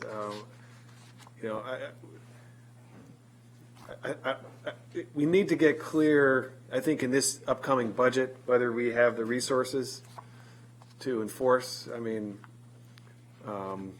this is a market that is growing, and that's why we stepped in to regulate it, because it was already there. Like, everything was illegal before we actually regulated it, and now some fraction of it may be, but we don't really know how much. But would you introduce yourself, please? I'm Kenny Welch. I'm with HHS. Currently, we have no staffing at all to regulate this. It's basically the senior administrator and myself, which is the manager of licensure and regulatory services, that are doing it on a complaint basis only. On a complaint basis, but you have software that pulls all the licenses, compares them to, We do have software that basically pulls any advertisements off of any type of media outlet, right? but we do not go after them. It's only if we get a complaint against them do we actually I see. enforcement against it. So your software tells you what the population of unlicensed rentals or false, incorrectly licensed, no, there's no incorrectly licensed rentals, but I guess unlicensed really is what it is, either licensed or unlicensed. But you don't have the staff to go out there and knock on a door and say, hey, there's a problem here. No, we don't. You send a letter, I understand, right? We do. You do send a letter. And then what often happens after you send the letter? I'd say 95 to 98% of the time they'll get licensed. They'll go get a license. So that works. So the software pulls up the unlicensed rentals. You send them a letter. You think almost always the owner says, oh, and then gets a license. And then there are some cases where you'll find again subsequently that it's still unlicensed. Like how often does the software, bounce you that list? Is it every week or every month, something like that? So the software continuously updates the list, but we keep track. If we get a complaint on it, we'll continue with that complaint until we get them licensed or ask them to cease and desist or have to issue a citation against them. And then if you have to issue a citation, you're with HHS, and do you have people that can go out, or what happens? No, it have to be off an affidavit from the complaint, basically, as a witness in court. So we'd have to get the community to appear in court. We would issue the citation, but they would be the witness in court. And why is that different from a housing inspection? Like, why doesn't, what's the difference here? Where DHCA goes out, if someone complains that my neighbor's got trash in front, DHCA has, or DEP, actually, one of the two, has the ability to actually be on the ground, but HHS does not have the ability to be on the ground. What's the, shouldn't we, you don't have personnel. Why is that why can't DHCA do it? I mean, we've added 15 or 20 code inspectors. The law is set up that it is HHS. I will say that when you Yeah. enacted the law, you put. We do an MOU with, explore an MOU between an HHS and DHCA, or is there a better way to try to? Can I ask a question? Sure. I wanted to ask a question. I mean, it's not your fault, and I just want to be very clear about that. You don't have the resources, and this isn't really the core competency of a department that already is the largest department in county government, that already is responsible for so many challenges that crosses the spectrum from health and well-being of so many of our residents. I have always been puzzled by the idea that HHS is responsible for this. Don't really understand it. Could you walk me through why the decision was made when the law was written, by why HHS and I wrote the law, I think, not so I should probably do DHCA? that. Maybe you can explain. I'm curious because it They seems like a really license, poor hotels. fit. They license hotels. And that's just the way it is. They do, because it's a health inspection of the hotel. And so we were just using what the county already uses. Do we currently inspect bed and breakfasts? Do you have staff for that? We do not inspect bed and breakfasts. We don't. So you're responsible for the inspections of bed and breakfast, but I just want to I clarify. figure the customer inspects the bed and breakfast, right? So it's a self-certification for the bed and breakfast and the Airbnb. Hotels, we issue a license, and again, it's complaint driven. So if we get complaints on any health or safety issues in a hotel, we'll respond to that. If we get complaints on anything with Airbnb, health and safety wise, we'll respond to that. But as far as Mr. Reamer's question about unlicensed Airbnbs, we do not respond to that. Besides bed and breakfasts and Airbnbs or short-term rentals, of which you currently don't inspect, is there any other functions at HHS that are remotely similar to those two responsibilities?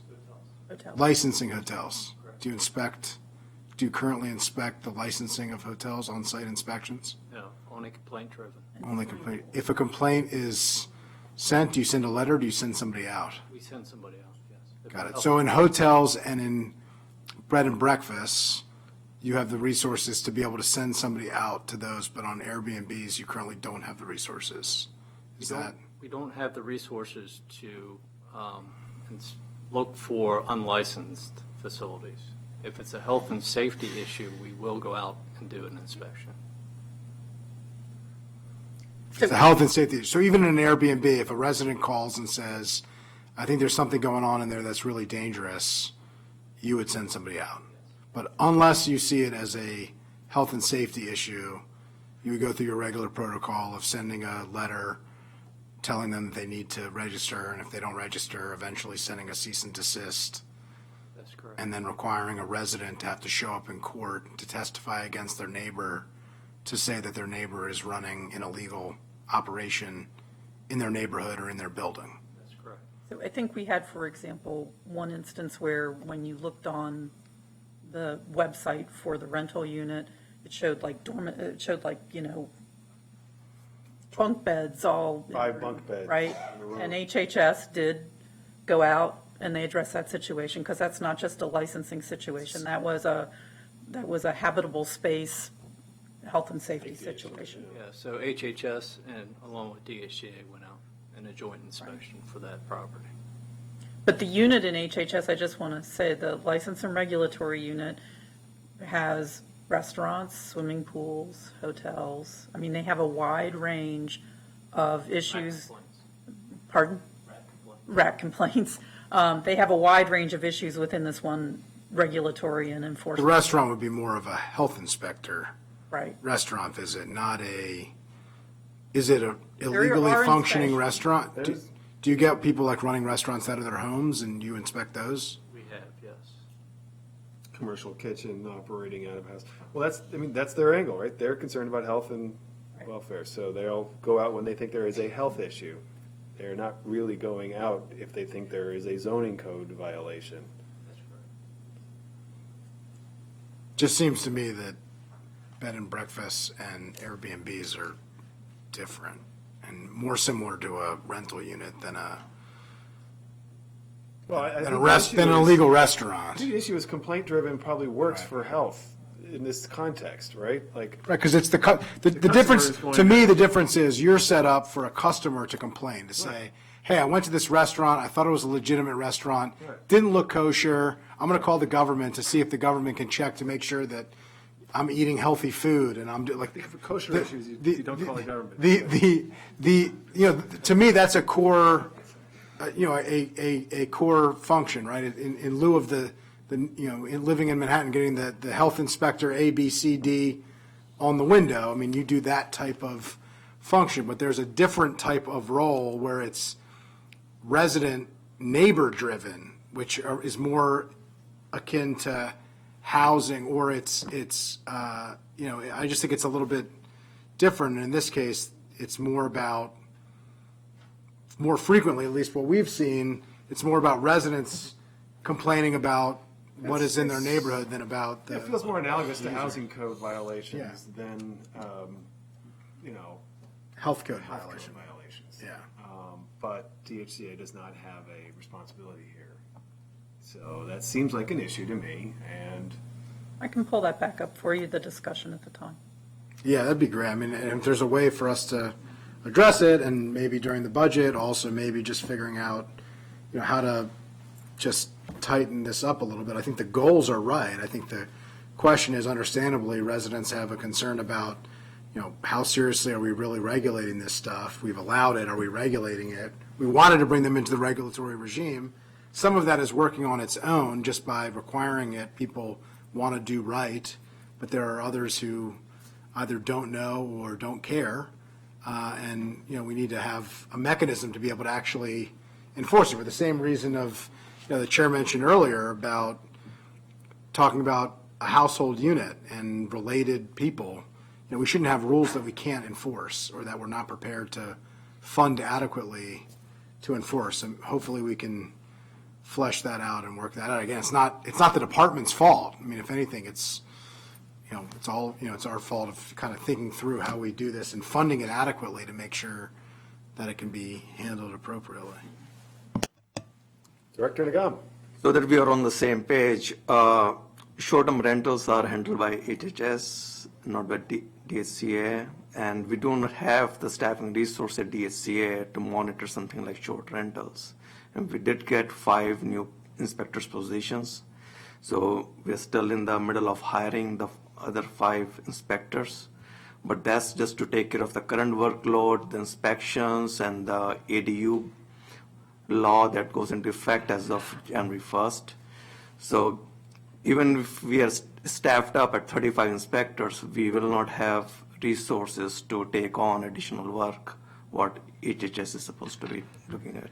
Well, I think it would be very helpful if DHCA and HHS could sit down and explore this issue together to determine how much work are we actually talking about for those cases where people don't respond to the letter, so that we could get a better sense of what is the work requirement. And if you could let us know that, I think it would be very helpful. I can't really eyeball whether this is a lot or a little. I want to believe you that 95 to 99% of the people respond to a letter. And frankly, I do believe you. I think most of the people who follow this issue will say, there's no way that's true. That's totally impossible. So, but I'm sure you're right. But, nevertheless, if you guys could sit down and kind of compare notes, and then you can get back. help us understand that. Yeah. That's good. That's a big one. This is a big one. So we'll circle back on this topic. Thank you. The packet has information from different jurisdictions about licensing and inspection in single-family homes and in room rentals, and Ms. Wiggins and Ms. Mullen are here to talk to you about Tacoma Park in particular. I'll let them do that. I just want to say that on page 6 of the memo, I've given you some questions to think about as you hear what Tacoma Park does. We currently issue a license, but we don't do a proactive inspection. It's complaint-driven. And as we've already discussed with a room rental, if it's owner-occupied and it's their primary resident, they may rent out rooms. And again, it would only be complaint-driven that there would be any kind of DHCA inspection. So some of the questions that I've posed is, should single-family homes be inspected at the time of the initial license? Should there be a structure for periodic follow-up inspections, perhaps similar to the multifamily program that we now have, or the timing could not be? Currently in multifamily, it's triennial unless you have a reason to have to be more frequent, but you could, for a single-family home, for example, have a longer period of time if there's a history of compliance. Could the renewal application have additional checklists that might help homeowners and DHCA make sure that there's more compliance around things like smoke detectors or carbon monoxide detectors? I've mentioned that lead paint is always a requirement in all of these applications. But is there a way? State requirement, by the way. It's a state requirement, and it's also very clear that you have to provide that. Rules about trash disposal. Should there be a license or a registration for room rentals? And I think you can hear what Tacoma Park does. And then should there be some kind of an inspection at the initial application? And should there be any kind of a limit to the number of room rentals or the overall occupants of room rentals in a house? And also, should there be a web-based education program for owners of single-family rental properties that is either mandatory or voluntary? I do want to say, I've, for some time, myself as staff, had concern that there isn't at least an initial inspection of single-family homes. How frequent that has to happen for somebody whose home is in very good shape, I think is a matter of debate, but I have had a concern that there is not at least an initial inspection. And then I also did just want to say, as you consider the issue of room rentals, that it is really important to understand how critical room rentals are to the affordable housing in this county. And so when we think about anything that might limit room rentals, this is a really great source of affordable housing for people who may have, $600 to $800 a month to spend. Oftentimes it's very helpful to the homeowner, both just not even monetarily, but for some people who might be living alone and they want other people to be renting a room. So I do want to talk about the biggest issue we never talk about. Right. I mean, we talk about all the construction issues, we talk about everything else. Right. So I think it's really important to talk about this issue. Tacoma Park's here to tell you what they do, but I also think that when you think about what any program you put in place, just also remember that this is actually like a really important part of the affordable housing inventory for Montgomery County residents. So I don't know if you'd just like to hear from. Yeah, let's hear from our friends from Tacoma Park. Just introduce yourselves. Good afternoon. For the record, Grace Wiggins. I'm the Housing and Community Development Manager for the City of Tacoma Park, and I'm glad to be here with the city's licensing specialist, Patty Mallon. And we're here today to help inform the conversation and just very excited to share some of what we do here, just listening to the conversations. Patty and I are kind of either looking at each other or nodding because many of these scenarios are ones that each other knowing looks. We look at every day. The city has a very active licensing program, and we're very concerned about the quality of housing in the city of Tacoma Park, but also ensuring that individuals who want to rent properties have a way of doing it in a way that really is customer service friendly. We also encounter, and just kind of give an overview, we encounter some of the things that you've heard here where there's overcrowding, as Linda mentioned. We have a two-prong approach. Once we get that complaint-driven issue in front of us, not only do we work in partnership with Dan and his team, but we also attempt to mediate what's going on, because often complaints about overcrowding and parking spaces are really not about how many people are living in the house. It's neighbors losing parking spaces. Why can't I park in front of my home? How many people are coming in and out? And on several occasions, we've taken the initiative of meeting with the residents and having a sit-down mediation to find out what the real issues are. And then we turn over the kind of what's going on in the house to DHCA so that they can come in and see if there are appropriate spaces. Because the last thing we want to have happen is have an overcrowded situation and an emergency where people can't get out of the unit, whatever that looks like. And it's often in the context of single-family homes. So I'll take a breath there. The other thing that came up during the earlier part of this conversation is the issue of short-term rentals. We've done education for our residents. We've also worked with the HHS to find out how many of those short-term rentals that come up through their system are also registered as through our rental licensing program. So we're doing a cross-match to find out whether people are doing both, because you cannot do both under our code. And so we're really taking a proactive approach on that, and Patty can talk a little more in depth about kind of the process that we go through to ensure that families have the education, because often what we're finding is we're the first kind of educator for individuals who are doing this kind of thing. They're often learning kind of what I call on the street. My neighbor's doing it, I'm doing it, they said it was great, and they're not coming to the source, and we want to be the point of information for our families to give them the available options. And so I'll take a breath there. Patty? Sure. As far as short-term rentals are concerned, we actually register owner-occupied group housing in Tacoma Park. That would be what you're talking about with room rentals. The owner lives in the house, they rent out 1 or 2 bedrooms. You license that.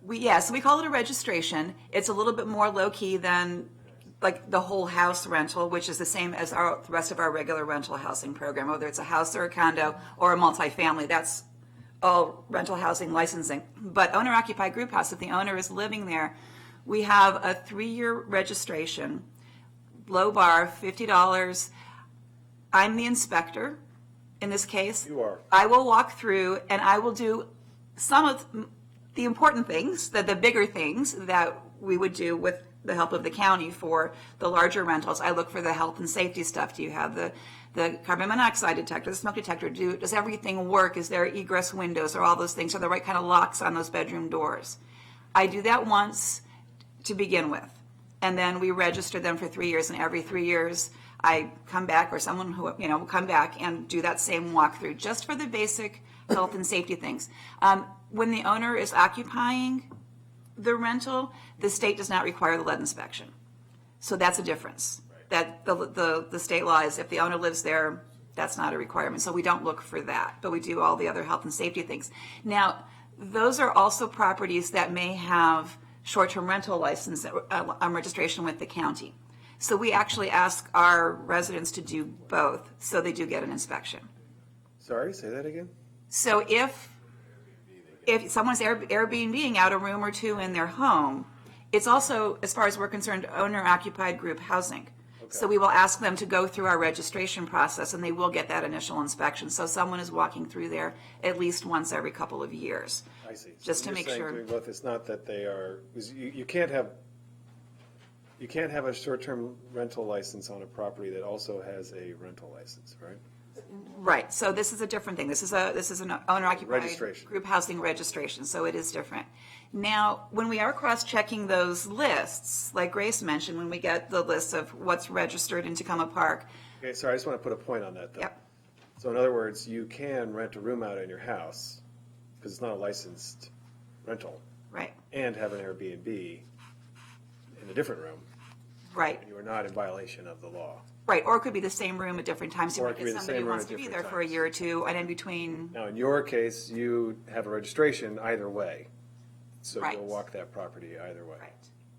Right. Where it gets tricky when we compare the lists of what is on the registered short-term rental list for the county and what our rental housing licenses is, we come up with ADUs sometimes, accessory apartments.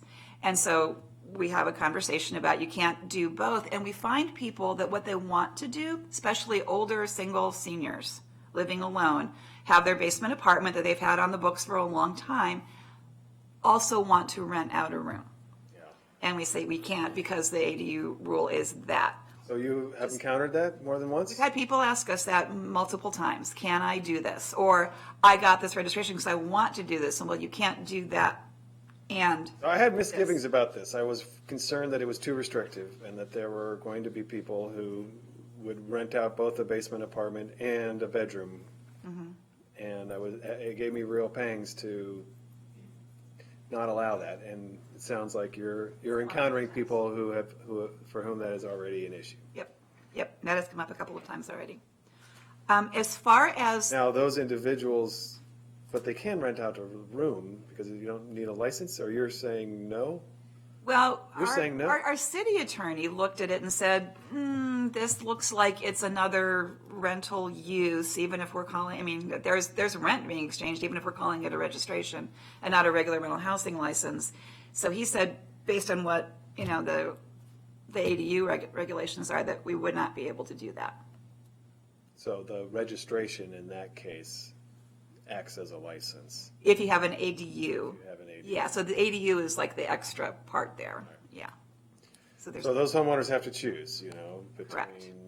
an ADU and a rental.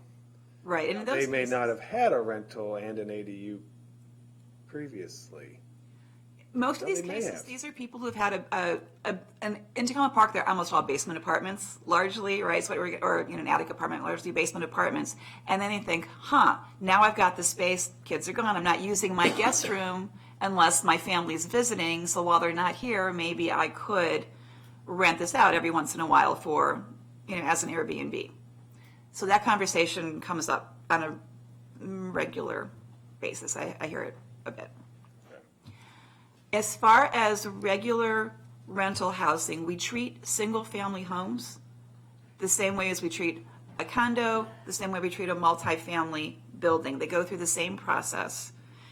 They get inspected the same way. An initial inspection, with which we contract with DHCA for that, to send inspectors out to walk through and do a regular inspection before we issue a license, whether it's a single-family home, multifamily, whatever it is.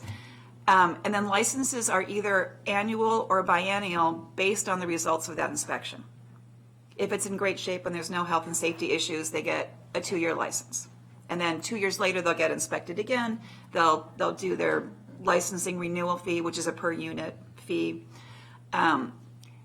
If there are issues, we come back next year. And next year again until the inspection is such that we can give you a 2-year because you're in good shape now. So we inspect a lot. And the tenants will say it's not enough, and the property owners will say it's too much, so we think we're at the right spot, right in there. So we treat all those rentals the same way. The other thing we do is we require that either a property owner or a property manager is, we call it landlord certified, which means we give them, basically right now it's an online course. It used to be come and let us talk to you for 2 hours. Now you can do it whenever you want online. But it basically makes sure that either the property manager or the owner is familiar with city code and county code and state code as it relates to renting out your property, whether it's lease requirements or tenant rights or property maintenance, that kind of range of things. So that lasts for 3 years. And then every 3 years you go through the course again. Again, it takes about an hour. But it's a good way to sort of familiarize yourself with these are the rules you need to follow if you're going to rent out property. We don't require that for owner-occupied group housing, just for the regular rental housing licenses. So a single-family homeowner would have to do it. Somebody with an ADU would have to do it. I have an ADU. I have to do it. So hot off the presses. Oh. Yeah. I was just given this about room rentals. Room rentals, it's also in Spanish, so two of these are in Spanish, this is what I have. And then also this is the housing code enforcement handbook that the department has, but. Chairman, would you like the English version? Oh, yeah, do you speak Spanish? All right, Will. Thank you. Thanks for being here, everybody. Just a couple of questions. So how long have you been doing the room rental and the room registration? I don't want to get it right. The owner-occupied board group housing, is that what it's called? Group housing? Is that what you call it? before either of our time. Correct. So we've had that in place. Now, the one thing that we don't do, and I think it's important that the distinction is made, we do not do rooming houses.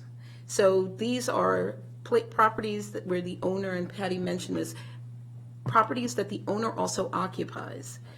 We do not have a licensing program at this point that deals with rooming houses. So that by rooming houses, you mean a house that rents out all the rooms, different leaseholders. Correct. And it's something that Linda mentioned, and I think appropriately, is a missing piece to the housing puzzle, because what we're finding is that many of our tenants are getting, some limited income either through SSI, SSD, Social Security, or retirement, and they can only really afford $600 to $800, which even in affordable house, the affordable housing that we have, the rent stabilization in the city of Tacoma Park, you can't get that low. And so Unless you're renting a room. Unless you're renting a room. Now, one of the things that we also do that's worth highlighting, we actually do an active search on sites where we're able to see who's renting out in our city. And then the follow-up happens on Patty's end, where she will gently reach out to the person and say, by the way, we see that you're renting, here's the application, here are your options, here, according to what they're doing online. So we're also incorporating that into the work that we do, because again, we want to make sure that we're capturing everybody in our rental pool so we have a better feel for what's happening in these properties. What's the scale of how many room rentals are there? So in owner-occupied group houses? Yes, I'm sorry. I don't know. AKA room rental. We've probably got about 25 on the books. We know there's more, but we've got about 25 total, and all of them go to Tacoma Park. of the houses, not individual rooms, but registered owner-occupied group housing. We're starting to actually bring in people who have condominiums, who have 2 bedrooms that are renting out 1. So the last couple have actually been those. Okay, Yeah. got it. You know there's more. We know Yeah, there's sure. more. So about $1,000 in revenue, So, whatever it is. yeah, that's not a lot. But a lot of what we do, so we do some outreach if we can identify unlicensed rentals, but also we find more through complaint-driven situations when there's a tenant who's being done wrong, and they will come in and then. And then on the single-family homes, you guys inspect every time. We relicense single-family homes also, we just don't do the inspection, right? That's correct? Is that the county, that's more of a question? The county does not do a proactive inspection. Right, it's just complaint-driven. Just complaint-driven from a. What's the licensing fee for the single-family home? I know it's in here, but, 114, I think? It's 114. 114, got it, okay. So, or for 64 for a condo. right, and then Tacoma Park, you all license, but you do inspection, you have an inspection regime for both the single-family homes and the board, I'm going to say room rentals again, but. That works too, owner-occupied group housing. Owner-occupied group housing, okay. And Rockville has for the single-family homes, Rockville has a 2-year license as well, and they do an initial inspection. It goes for 2 years. Had it. And then the other interesting thing I would say, Baltimore County has a system as well. The thing that was different about Baltimore County that was interesting is that they require the homeowner to get an inspection done by a licensed inspector. The county itself doesn't have county staff go out. They put the expense onto. So you have to submit, a checklist that's been done by a licensed inspector by the state of Maryland. And so that was sort of an interesting twist to doing that kind of an inspection. So the reason I ask those questions, I see the need and the value in having the inspection regime in place, because health and safety makes you have a sense of who's doing what the need is of your residents, et cetera. There's a lot of benefits, but that balance of you don't want to disincentivize the production of this type of housing, but you want it to be quality. So in your opinion, now it's obviously small numbers in the room rentals, but let's take the single family inspection regime, which I'm assuming is much larger. How much is that? So we have about 600 rental housing licenses in the city, and that includes single-family homes. So I would think probably half or more are single-family homes or ADUs, I think, out of that. Yeah. That seems about And right. the administrative burden of doing those inspections is obviously the model notwithstanding that was just mentioned, which is an interesting one where you have to get it done yourself and then present that certificate. But do you think has that been an undue burden on the city of Tacoma Park to do those inspections for those 600 plus homes? No, because we have the Dan? county do it. I'm sorry, Dan, would you like to respond? We do those under a contract for the. Oh, we pay for that. That's right. That's Well, right. no, they For- pay us, right? You pay us. Let me make sure that we go So on then the record question with that. still stands. Is So the city of is it a Tacoma good Park- deal? So the city of Tacoma Park has a very exciting contract with DHCA, and there are four inspectors that are dedicated to our city that do inspections and really do a wonderful job. Dan McHugh, who was one of those inspectors, who's very familiar with the city of Tacoma Park, has been a valuable asset to that process because they understand the housing, they understand the communities, they understand a lot of the properties, and so I think we have a very good team. Our county inspectors do that for you, but we don't do that for Well, we pay for it. I know you pay for it. I know you pay for it. The residents of Tacoma Park pay for The it. city of Tacoma Park residents. How much do you pay for it? Yeah. So we can share that. I don't have that number in front of me, but we can also share that after this hearing. Okay, yeah, because I'm trying the cost-benefit analysis, so 600 Sure. homes divided by whatever. And, if we're trying to figure out how many single-family rental homes do we have in the county? that are licensed? 19,500. Yeah, so there's some math here to figure out Yeah. what is it, what makes sense, but balancing that with the health and safety. So it'd be nice to know, like, what is the per, 4 full-time inspectors. yeah, for 600? They're budgeted for 2 and some change, I believe it is, and I have 4 down there because they're all 4 of them are down there part-time. There's not enough work 2 for, and change FTEs. right. 2.5 FTEs. 2.5. For Four all the people. rental housing of Tacoma Tacoma Park, Park, yeah. including a lot of multifamily. The multifamily, there's 10 or 12 large properties or so, and then the rest are smaller complexes with a number of the, Assuming there are numbers that are even right, 4 you're to talking 6. about a couple hundred versus. And then my almost last 20,000. my last question, you do it once and then it's a 3-year period, is that right?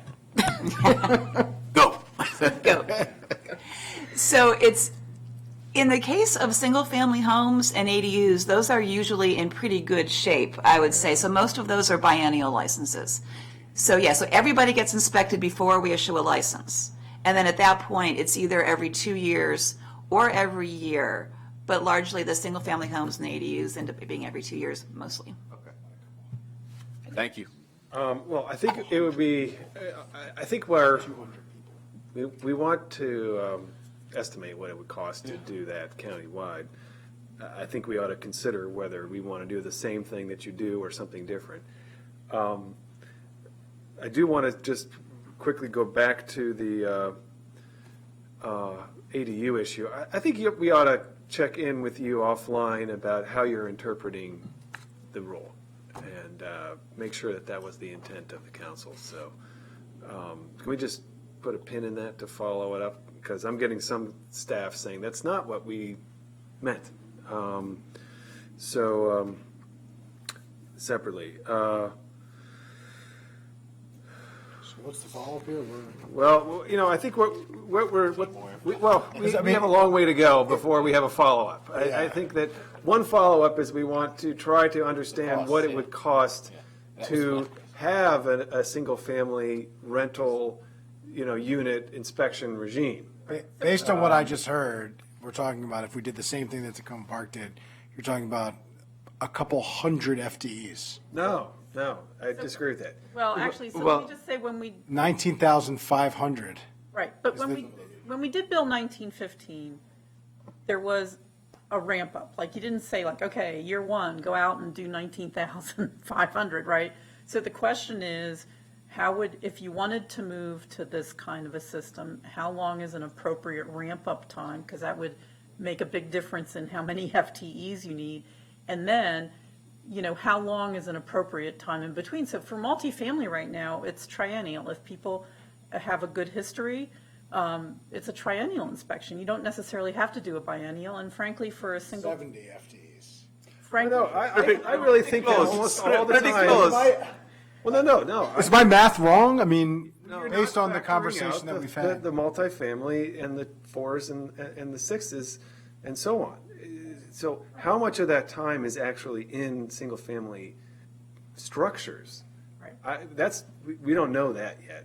You'll have to go back and look at all the time that those 2.5, at those 4 FTEs, 2.5 or 4? Yeah, but the 19,500 is only referring to a small fraction of, it's an apples to apples comparison, at least from what I'm hearing. You compared the city of Tacoma Park's units to the county's units just to get a proportionality, and the proportionality was a few hundred to 19,500. We can decide what we want, but if we did exactly what Tacoma Park does, I'm sure there might be some slight tweaks as it's a more urban area, and some of our areas are less urban than Tacoma Park. Some are equally as urban as Yes, so if Tacoma Park, but still, we're talking about the difference between, if you wanted to go out every 2 years, Right. that's a little over 100 FTEs. It just, we're talking about not a small expenditure, we're talking about a massive increase in cost here and a huge undertaking. Well, you could the department. also look at the a combo model. Like you could look at the Baltimore County model for certain types. If you deem that some are less risky, potentially, you could say those are the ones where you have the homeowner needs to go and get the certification. There's a lot of ways to do it, but I'm open to it. I just want to make sure. No, we're talking it's a big reality. operation. It's a big operation. We're going to get the costs and get all that. All right. Director Brown? If you look at our numbers versus Tacoma Park is 1 square miles. Montgomery County, I was going to say Fairfax, Montgomery County is 550 square miles. And if you look at FY19 numbers, and in terms of new applications, we had 2,051. This is for single family inspections. Licensed single family, 19,502. Licensed condos, 10,402. So if you take what the duration of the inspection should be off the table for a second, if we were to do 100% inspection of all of these units, according to our initial numbers, we'll need 91 code inspectors. This is additional code. This is just in code inspection. This is not to include staffing that we'll need in landlord tenant and licensing. Interesting. And what is the benefit of the work that you do with single-family owners, in your view? I mean, I think we all understand the need for inspectors in multifamily buildings where, and landlords might be absentee. In Tacoma Park, you've got rent control. I think there's issues with the quality. It's a challenging issue, of course. So I get that. But could you express what you view as the bang for the buck that you're getting in the city? So let me tee it up, and then Patty, please jump in. So the value is, and we say this often, and it's something that I honestly believe, without housing, you have nothing. We want to ensure that everybody who's moving into a property in the city of Tacoma Park is living on a habitable level, that the habitability issues are not present, because it's a distraction for our families if they have to battle something that is unknown. And we see that in other places. We do our best to ensure that the housing product that they're being offered, and that there is some accountability by the owners, that this is the process that you must follow to play in the housing arena. Many of our single family homeowners, they're not just landlords, they're small businesses.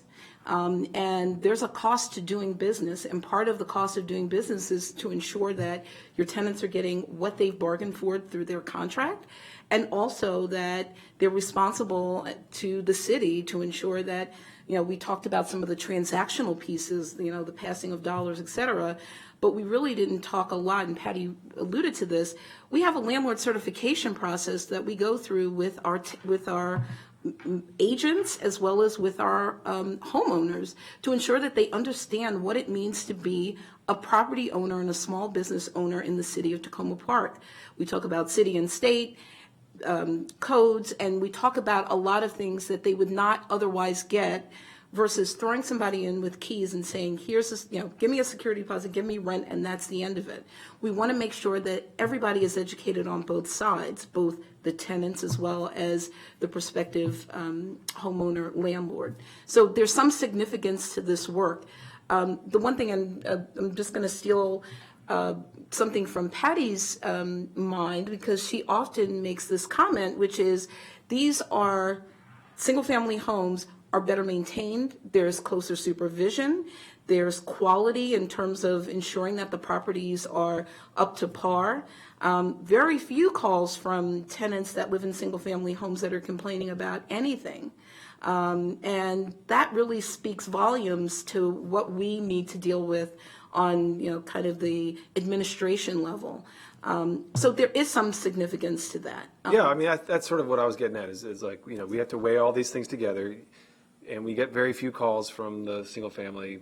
We do. tenants. Let me also just say one last thing. It's a baseline, especially for landlords and tenants, because once the inspector goes in, once Dan and his team go in, there's a baseline that's already been established. So if the tenant says, you know what, when I walked in there was mold throughout, there was this, there was that, they can actually go back to the inspection and see what the unit looked like by a third-party objective agency at the time that the tenancy was turned over. And you can't often do that when you don't have a third party coming in and you have a he said, she said between a landlord and a tenant. It looked great, it looked terrible, the grass wasn't cut, there were missing things. And so the inspection process at least gives us that benchmark so that when tenants come to us, and we actually have a very active landlord and tenant section, we immediately go to those reports online and we say, what did it look like? And, you know, we trust the quality of what's being done through DHCA and our contract with that agency. Patty? Okay. Do you think that there should be a limit to the number of room rentals in a house? Are we talking about an owner-occupied group house? Or are Yeah. we talking about?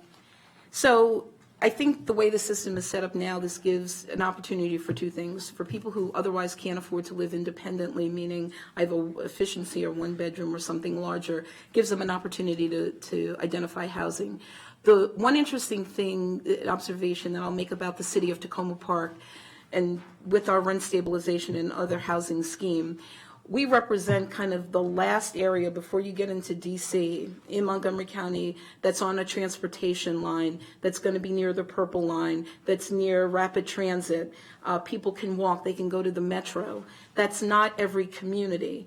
We value the fact that people want to live in our community, and we value the fact that, you know, by living in that community, they can also access their jobs and other things. Many of our residents use public transportation exclusively, and it's mostly our low-wealth families.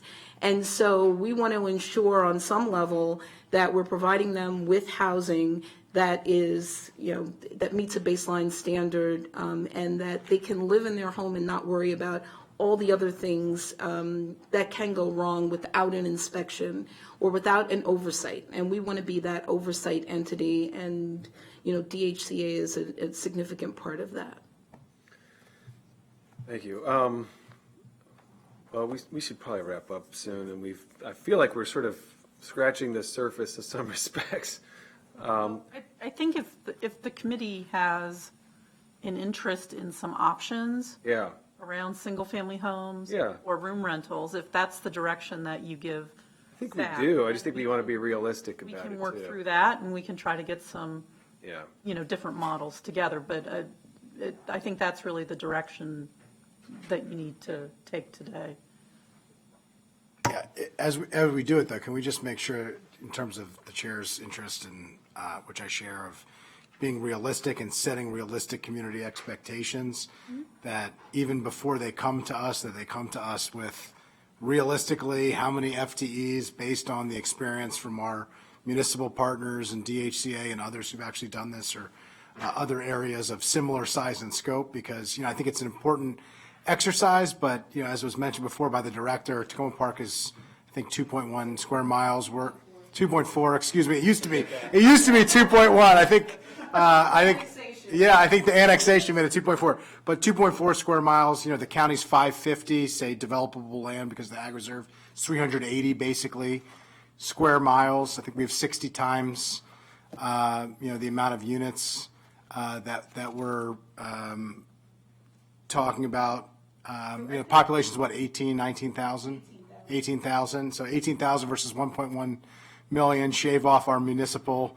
Those who live in municipalities, call it 1 million to 18,000. I mean, these are not even remotely close to apples, even to be able to traverse, like the number of people and what territory they'd be able to reasonably cover, and how many units you could hit in an area. The density of Tacoma Park is different too. I think when the council enacted Bill 1915, we went through this issue because there was at one point, like, let's go out and do it all in 1 year. We had a lot of discussion about how to smooth it out. The council, the current executive was on the council at the time, was really committed to making sure that positions were funded so that we didn't enact a regime that was never going to really be executed. So I do think we have some experience working together to try to put some options together about how to time it.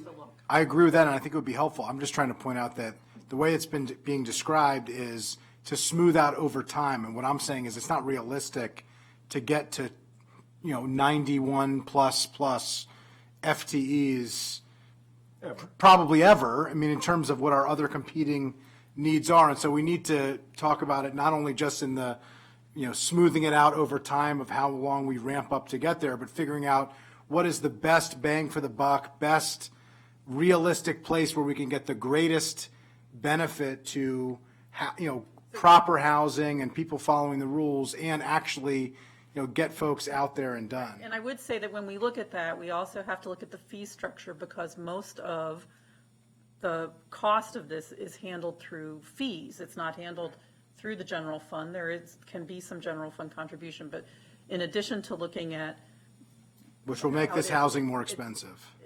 so we looked at that. So we have to look at the cost of the fees as well. So I think if the committee has an interest, then we can try to work through. I do. I mean, so your request is for direction is supporting the development of a plan.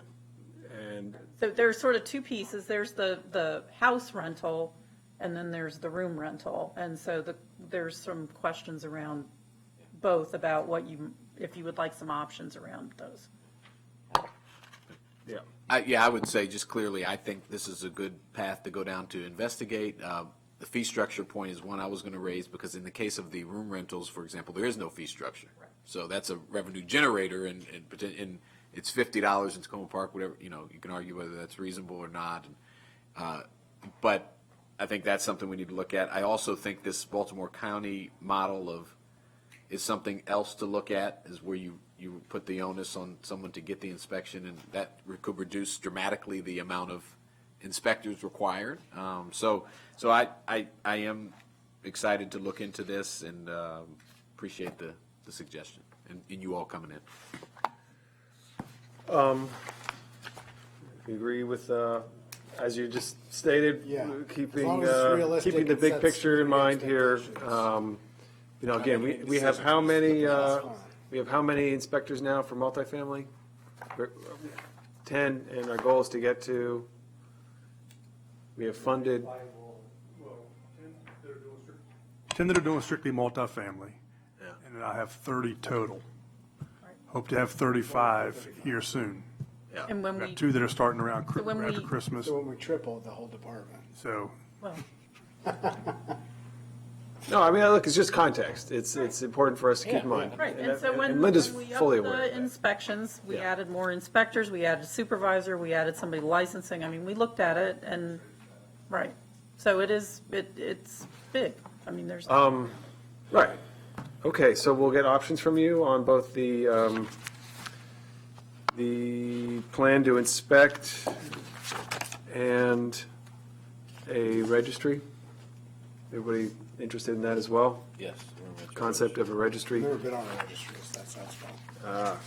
Yeah, that's how you get the good stuff. Yes. And we'll follow up on the short-term rental. Last thing I wanted to ask, Director, if the department could meet, every 6 months or so with the community, the self-selected neighborhood activists who have raised some of the concerns about, code inspection and all these various issues. I know that you met with them. I've met with them. Many of us have met with them. I know you did recently as well. Yeah, we did meet with White Oak Civic Association, and subsequent to that meeting, we did put together a neighborhood action team. For White Oak specifically?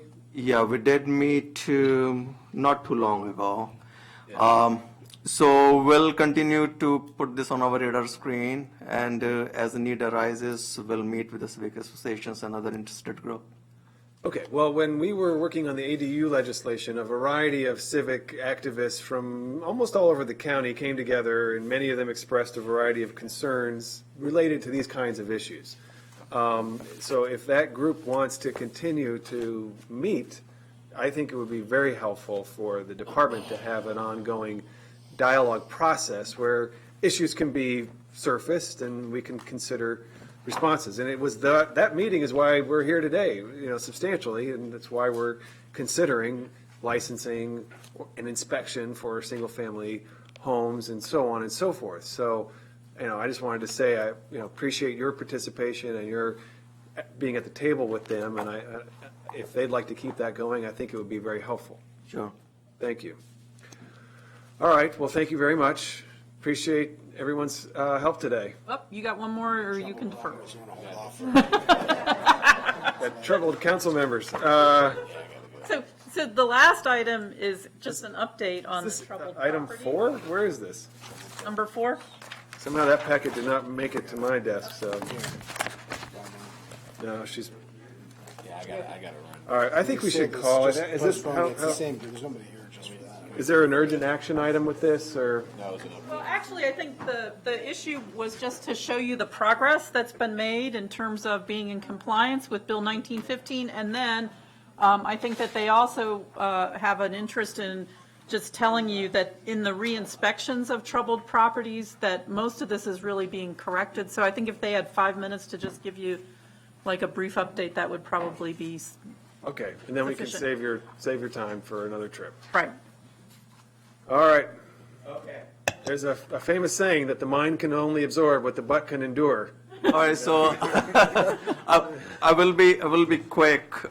Just to recap, between third quarter of FY17 through FY19, we inspected 22,000 individual units, 664 apartment complexes. We found almost 31,000 violations, and almost 29,000 violations were corrected as of September 2019. Fast forwarding to FY20, we'll inspect 100% of the units in troubled properties. That will be 5,825 units.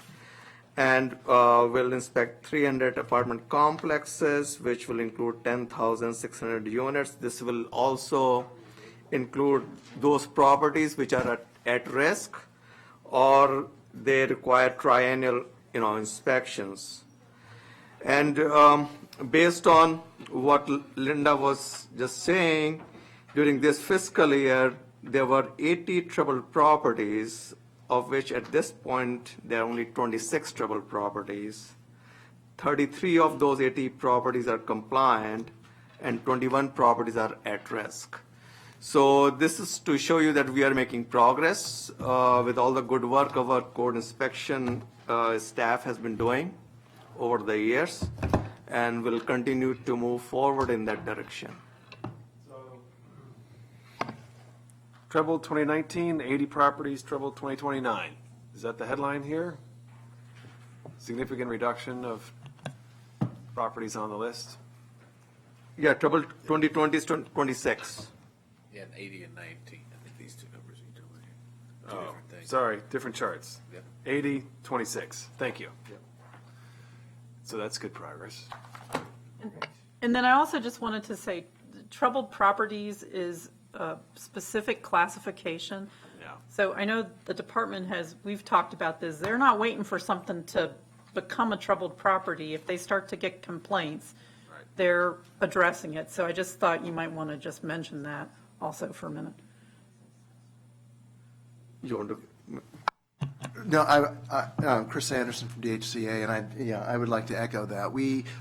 This was an exercise that we undertook, and your discussions previously, a few minutes ago, brings back a lot of memories about talking about what is an appropriate time frame to get this done, sort of establishing a system for identifying troubled properties, trying to determine how many inspectors we needed, and Took a little while to build the system. it took a while to build the system, but so the system is in place, and it is fairly mechanically, it seems to be working pretty well. It's kind of a mathematical exercise based on the number and severity of violations that are found in a given property, and then comparing that against all properties in the county that are inspected in the same time period. This was really an exercise in how to best allocate our limited resources. Even though we did get a substantial increase in resources to do this effort, it's still not enough to do every unit in every building every year, which would be the ideal. But this helps us identify those worst properties, and we can then focus our resources on those worst properties. And that chart you see indicates that 41% of those troubled properties that we've inspected so far, the ones that were identified as troubled properties, are now compliant. So I think that this is a very well functioning system. I think it was and hopefully it will continue into the future. But even though this is a mathematical sort of comparison of all the properties in the county, we are also using real-time data, the number of complaints that we receive. If we see a huge number, spike in numbers of complaints from a building that may not be on the troubled property list, we would immediately set them up on a, we have the authority, and we would use the authority to go out and inspect those properties. Fine. Good. Well, this is a complex task. It took a little while to build the system, and I think that was natural. There were some accusations that there was foot dragging. I never really saw that, and so I'm pleased to see that once you build the system, it works. And we're fine tuning it. We're going to constantly reviewing the results and how the system works. I mean, there may be improvements that we can make in it. I was just going to briefly add, so the list of who the people who are still uncompliant, that's all listed and everyone can see that. That's up. Where's that list? I didn't see it in here. Kenneth Nichols, Program Manager for DHCA. This number reflects the ones as far as their re-inspection or the next inspection that we've done for the cycle, those that their numbers are reduced. They're still technically on the troubled property list because they remain for 1 year. The other caveat is that they have to complete the corrective action plans and provide us the quarterly maintenance logs or record service requests. So once they have those other two pieces, then they will be no longer troubled. So these numbers, so just don't take this out of context and say, oh, these properties are no longer troubled. They're still on the troubled property list. Their numbers for the actual inspection results have been reduced to qualify them to be removed from the troubled list once we publish that. And just the other part of your question, we have a real-time dashboard on our website where people can go in and find about any property in the Data county. Montgomery set. Data Montgomery. They can go and find out about any property, what the most recent inspection results have been for that property, and also how it's classified under our system. I would love to just know, and I know we got to go, just who dropped down, and if can I pull that? Can we get that level of detail? If not, you can just. We can do a query and get that for I you would love in the to most see simple just way. that, Yeah. because I want to see if there's geographic patterns and the like. So I would just personally would like to, as a follow-up, to see that. Thank you. And just to clarify, Good work. this first graph is only for the time period from July 1st through end of November. So we'll continue to make progress throughout this fiscal year. All right. Thank you very much. All right. Thank you.